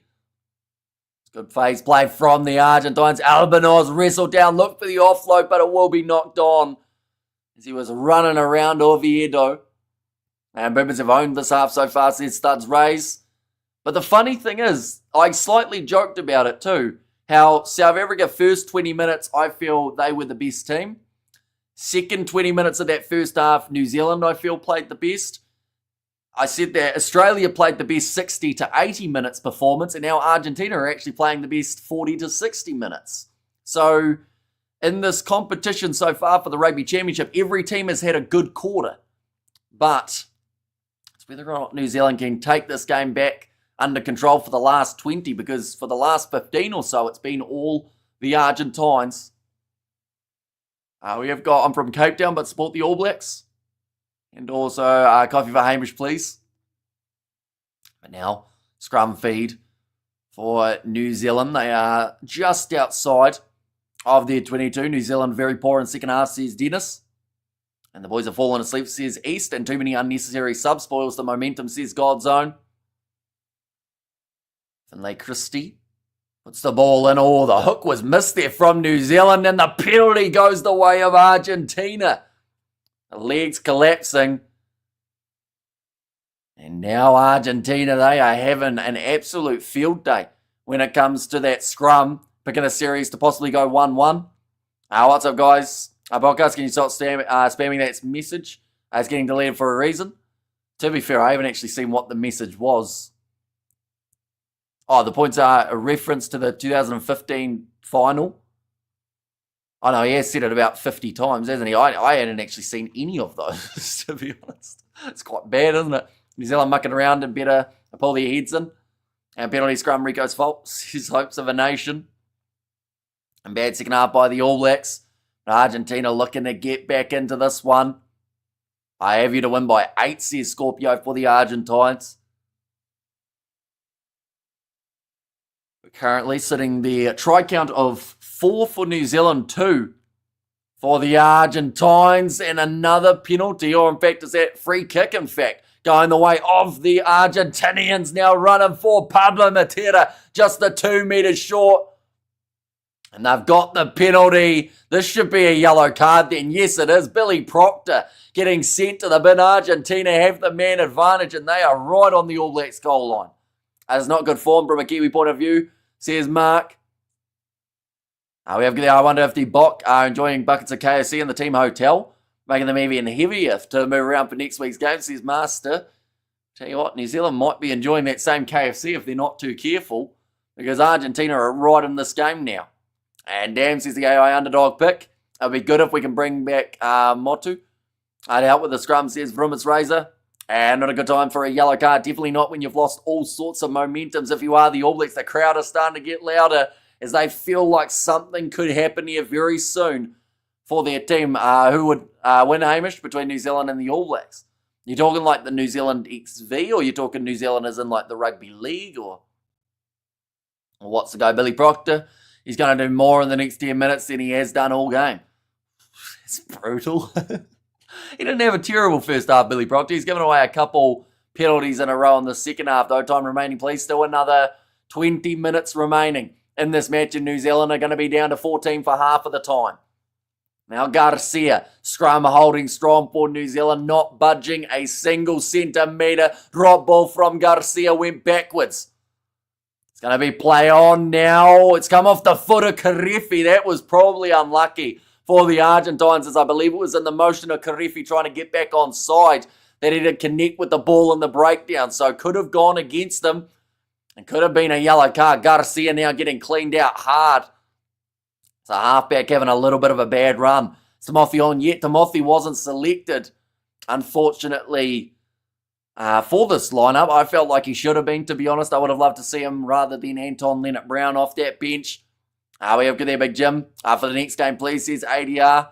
And scorer's not moving. Pumas have to, says Eric. And they have to be the next one to score. Oh, it actually pops out the other side. My apologies. I thought it was Karefi's foot that it hit, but it actually hit a Pumas player. And that's what popped it out. Now thrown in. Argentina claim it. Now sitting about 20 metres out from the try line. In fact, closer than that, probably now 10. Garcia going to Julian Montoya. Argentina strike with all of this pressure that they've been creating. Back to Juan Martin Gonzalez, steps around Duplessis Karefi, but eventually is tackled down. Oh, bit of indecision there for Joaquin Oviedo. Didn't get the next pass away. Savia looking for one of those classic steals that he often gets, but New Zealand giving away the penalty advantage again. Now 7 metres out. Still in the possession of the Pumas. They have got 7 phases put together now. All Blacks pressure training right now. Now the All Blacks too complacent after the first half. Says Scorpio, it sounds similar to something we've already seen today. Can we see the Argentines repeat what the Australians did? Now off to the left again. Guido Petty, big driving tackle in by Fabian Holland. Albanos looking for the cross kick off the left. Oh, and nicely taken by Sinti. Bounce pass attempted, looked forward.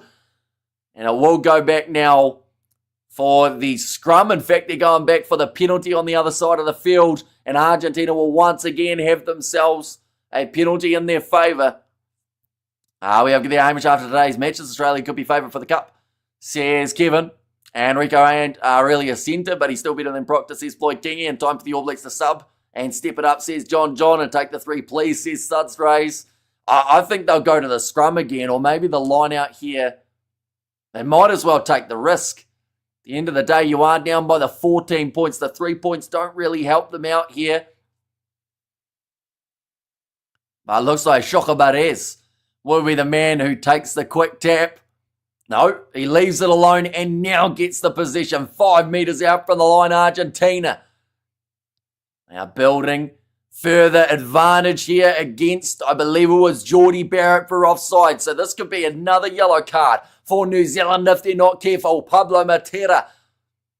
And that bit closer, Julian Montoya, the experienced hooker.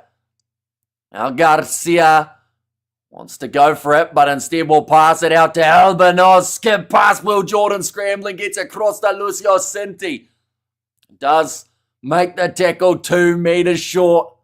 The ruck speed is nearly the same as the first 30 minutes. Top class here. Both of these sides emptying the tank for this game. But Argentina, they need some points off this 10-minute period without Proctor on the field for the Kiwis. Garcia going back across now the backline. Albanos pops it up, beautifully done by Argentina. And that is what you call a butchered try opportunity there. Tui Pilotu making the huge tackle. They needed to shift it one more pass and it would have been a run-in, but this time it's over. And Oviedo scores. The referee didn't see it, but they will go upstairs and they will see that Oviedo gets themselves another, and Argentina are now back in this game.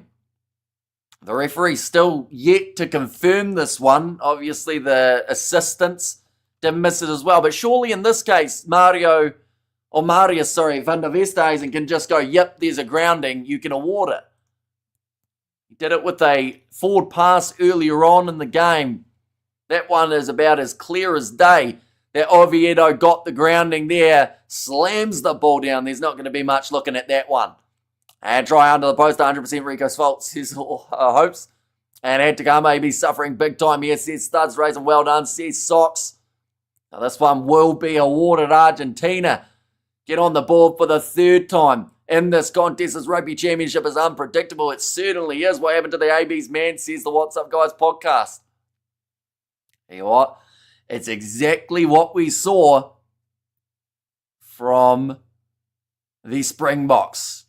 We have got there, just a random observation, but just noticed a sponsor advertisement just under your stream for vasectomy for $550. Is that your major sponsor, Hamish? It is not, but it normally gives you recommendations based off what you've been looking at, Jason. So fill in the blanks, pun intended, in that regard, but that kick has gone over, and that is now going to make the score 24 points to 31 with still 15 minutes remaining on the clock. Second half magic from the underdog, says Lilia B. And let's go the All Blacks, says Shane. And today's games have anime pacing, and also these upsets, where'd that go? These upsets are good for the championship, absolutely. I mentioned about it how there's a chance that if we went into the second round with 1-1-1-1 in terms of the wins for the sides, it's going to be an eventful last 4 rounds, that is for sure.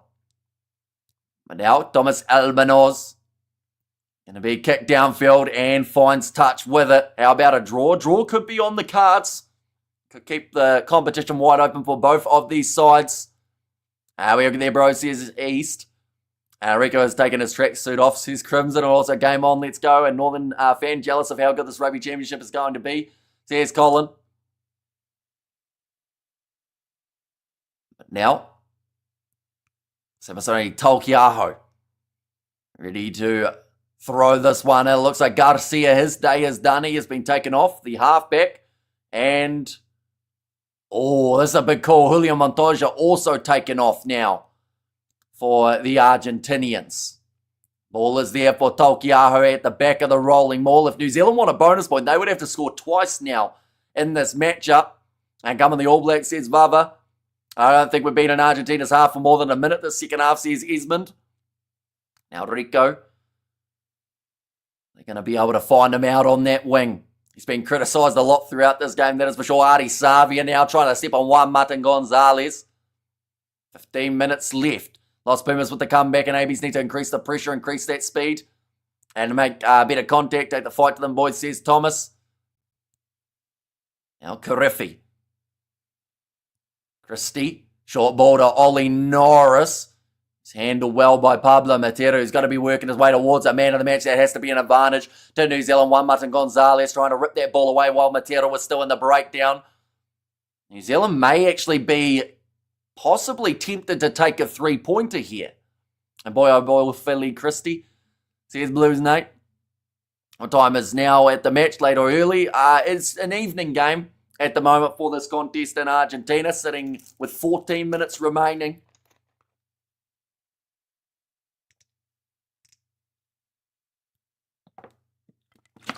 Right.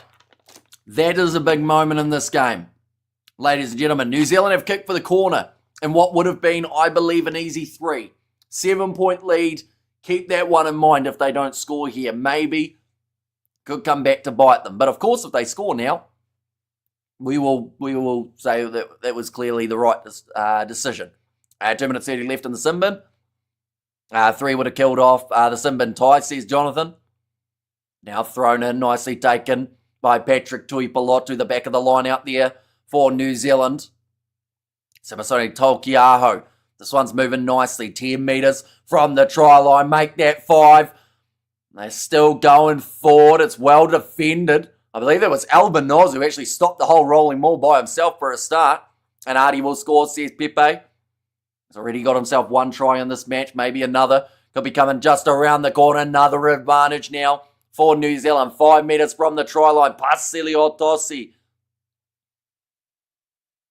It's been good defence, though, from Argentina. You know, they've conceded those 4 tries, but outside of that, they have looked the part when it comes to those defensive reads. Big run from Tolkiaho. 2 metres out again. Finley Christie shifts off to the left. Lobby pass from Bowden Barrett. Finds McKenzie, who some would have forgotten was out there on the wing, as they haven't really shifted the ball, nor have they had possession in the last little while. New Zealand, they'll go back for the penalty. And we have there, has New Zealand got a bonus point yet for 4 tries? They do not, because in this competition, 4 tries means nothing unless that's 3 more than your opposition. So New Zealand would need, in this case, 6 tries to be able to get themselves the bonus point. Our Christie looks both ways at every ruck like he's crossing the street, says Freshman. We have there, come on, the All Blacks do something, says Vava, but we now move to 12 minutes remaining. Why wouldn't they take all 3-pointers, opportunities, gains? Captain's call maybe, says Sana. Yeah, it's a tricky one, isn't it? Of course, this will use up the rest of the yellow card period, just the 4 seconds remaining for Billy Proctor in the bin, and I don't think he'll even make his way back out onto the field. I think they'll just straight swap Anton Leonard-Brown and put him out there. But, you know, that 3-pointer in this scenario anyway, it could make the difference. Yeah, Leonard-Brown will make his way on. Billy Proctor is off, so just making that straight swap for the after yellow card period. Take the damn points, says Cameron Kay.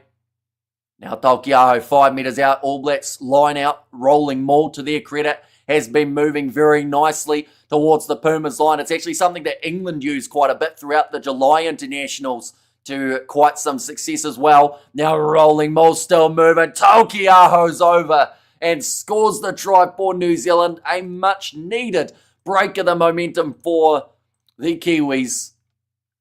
Their first try of the second half. Samasoni, Tolkiaho, the try scorer, I think anyway. The ref looked like he was walking back with a bit of urgency there. We'll go like this and like that as well. But New Zealand coming at a crucial time. This second half has absolutely flown by the way. 69 minutes through in this match already. And 31 points in the first half and a sluggish second. There's a growing trend with the All Blacks. Needs to be addressed.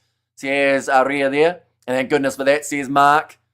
Bowden Barrett lining up the kick. Crowd making a little bit of noise here. Trying to put Barrett off his game. He's sitting 5 from 5 today.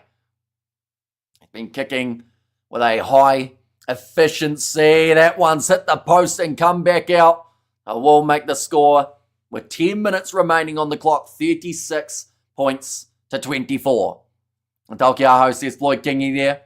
And someone needs to get Barrett a slap against his head. Very poor captaincy. You always take the points first. Barrett's not on the field anymore. He went off about 10 minutes ago for Patrick Tuipulotu. So in this case, that decision was probably Artie Savia. So if you're going to abuse anyone, try not to, of course. But that was probably him who made that call, not Scott Barrett. Now kicking this one downfield. Albanoz sitting on the halfway line. A low tackle made by Anton Leonard-Brown. We have their money in the bank near the line, says Floyd Kingy. I still blame Barrett, says Cameron Kay. You could blame Geordie maybe because he's the other vice captain. So if you just like to blame that family, then I guess you've got a guy there. Now off to the left-hand side for Argentina, who are looking to fire straight back, but a knock on there coming from, I believe it was Oviedo. Now Bowden Barrett passes on the outside to Anton Leonard-Brown going for the chip in behind, which will now mean the advantage is over. Charged down from the Kiwis. Will now be Argentina's line out. We're about 28 metres from their line. How much time left on the yellow card? Back to 15 now, but Billy Proctor came off and Anton Leonard-Brown went on. What are they checking for here? It's just a random highlight from earlier in the game, is it? Oh, yeah, no, Jordan took that one to the ribs for the charge down. And Will scores tries. And Advantage over says, what's up, guys? And it was Angus Berger. And yeah, bro, here's East there, currently sitting with the 9 minutes in this matchup. It will be the replacement, Inacio Ruiz. I never thought the Wallabies would be leading the championship after round one. All Holland's legs looked sore the way he was running off, but Summer Penny Finals made his way on as a replacement for him.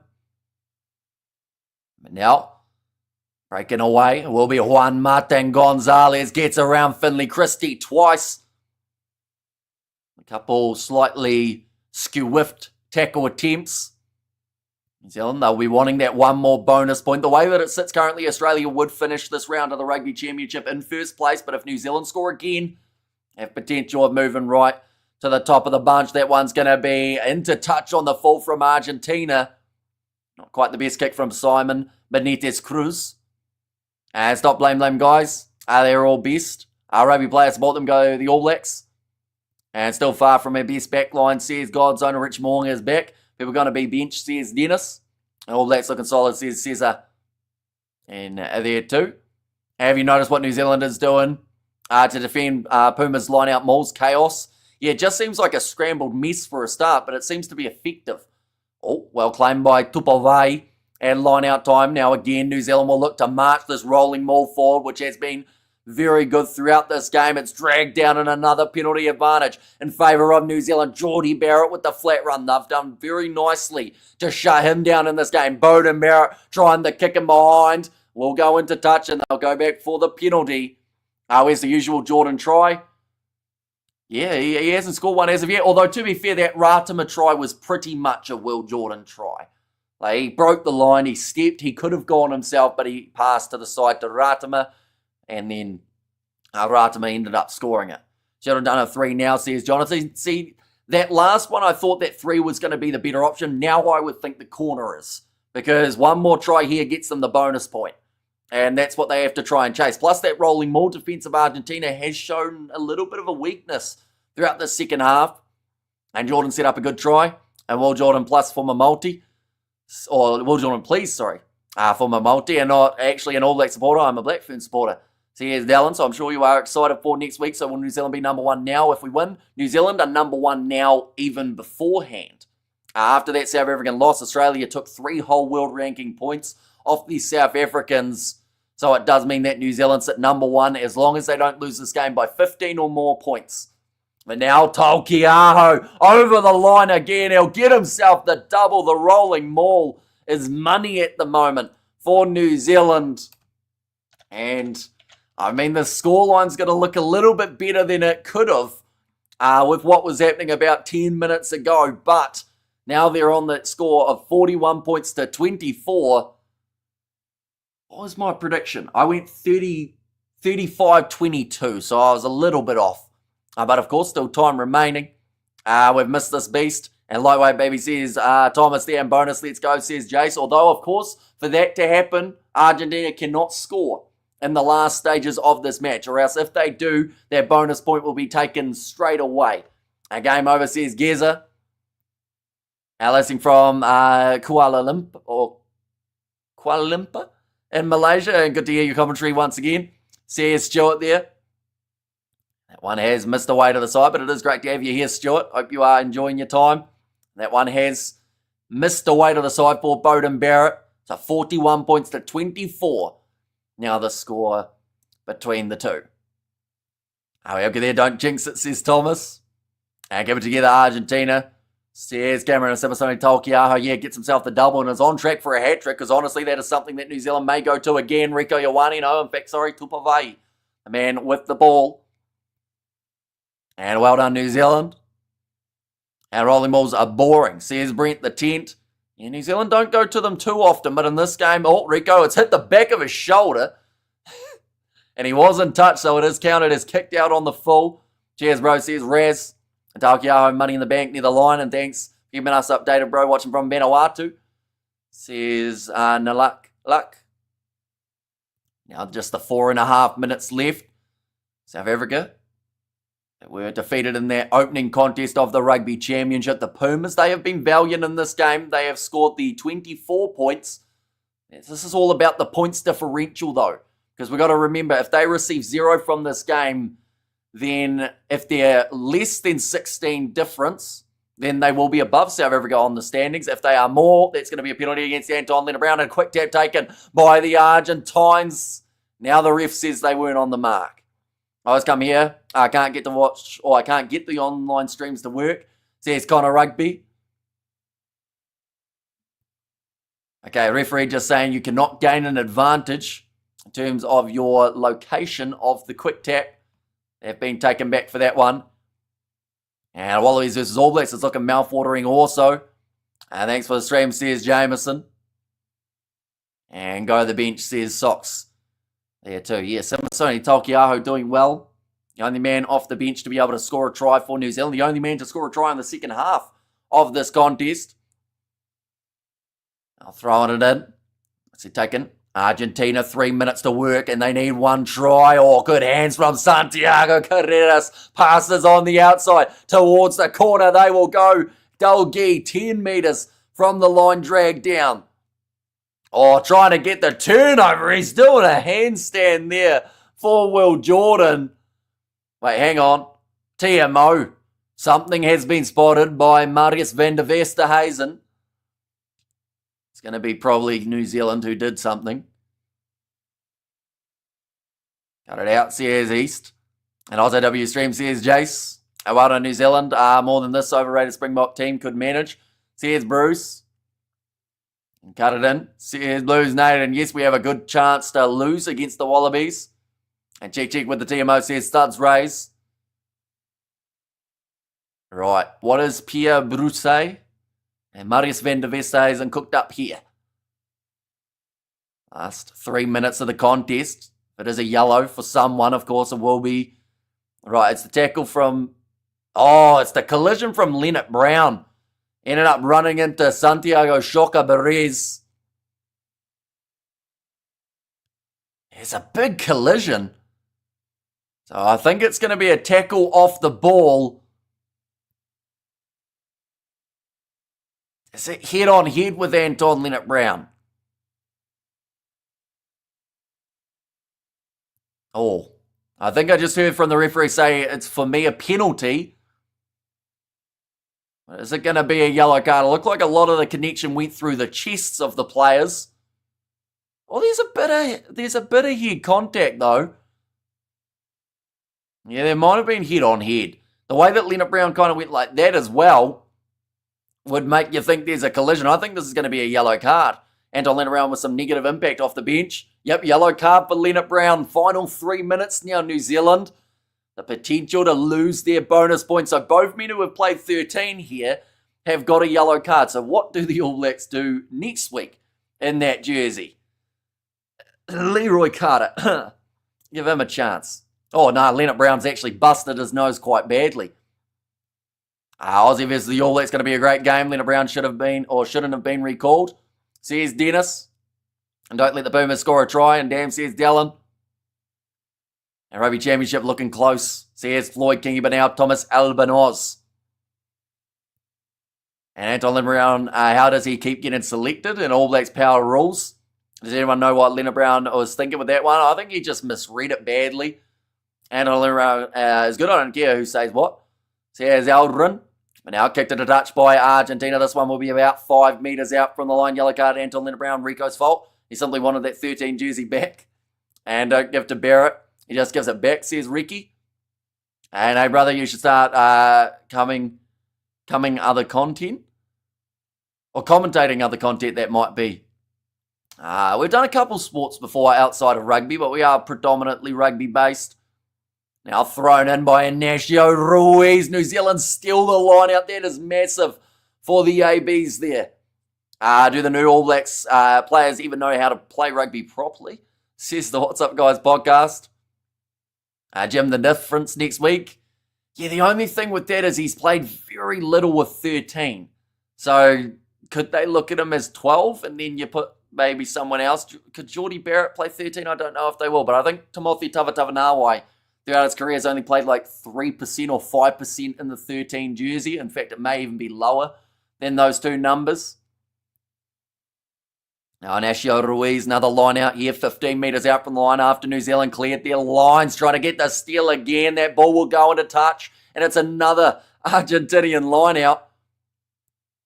Now, look at there, David Arvelli would have done a better job than Anton Leonard-Brown. Vahi with the steal, he did get it, yes. And Leonard-Brown has more caps than Ben Smith. Let that sink in. Says Crimson Rugby's turning in like American football, says John. And also Dr. Proctor. And call up Lamape, says Michael. Although he's more of the 12 option, isn't he? So they've got a bit of a... Oh, what a steal that is. From Patrick Tuipulotu. Cleanly takes it. And now New Zealand have 1 minute left here. Looks like they're going to go back into the pocket. Finlay Christie. No, in fact, using the forwards for now. 50 seconds remaining. I don't know if there's... tactic of just using the forwards now, although it does look like that is going to be what New Zealand tried to do here. They're just going to try and close out this contest as they do know they've got the bonus point intact. At least Stefan Arnold at 13, perhaps after the Rugby Championship, that could be the option. But yeah, New Zealand just going to try and close this one out. 30 seconds on the board for a bonus point and a number one spot on the standings. It's the points differential in this game. Just that little bit more for this game than the Australians with 17 points difference. Tackle release called for Argentina. A little bit of a counter-ruck there from the Pumas, but the ball's still on the side of New Zealand. Carter at 13 next week. Says Crimson, well done New Zealand, says Colin. Now Rico, he's got the ball in hand, goes to Bowden Barrett short side. And there's the siren. New Zealand, they will get themselves the victory. It was not flawless though, and at times, that one hit the corner flag and almost bounced back into play from Geordie Barrett. He was nervous for that one, but New Zealand will win it. Big smile on the face of Barrett. He knows how dangerous that one could have been. But 41-24, the end score for this game. Argentina scared the stuff out of me, nervous. Salamahi, Argentina, Farnell's big love. Says Blues, Nate. And Nonu at 13, says Brent. I mean, he is still going. He's into his 22nd year of international, not international, but just in professional rugby.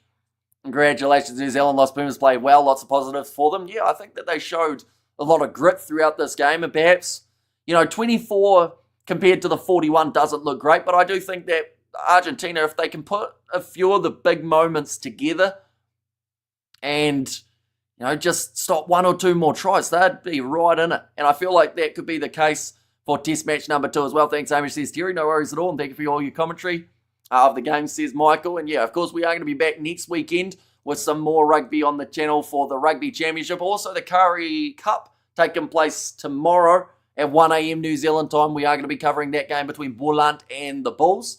So be sure to tune in for that, as that one's just going to be a bit more of a chilled out commentary as well as a catch up from the weekend. Love the live stream. But have to go to bed because it's 1 a.m. in the morning in South Africa. Go New Zealand. And Conrad Smith, bring him back. I know that he's refereeing at the moment, Conrad, so maybe still fit enough for that 13. Midfield is still a big issue. Geordie and Proctor and Leonard Brown just don't seem to work, says Scrotimus.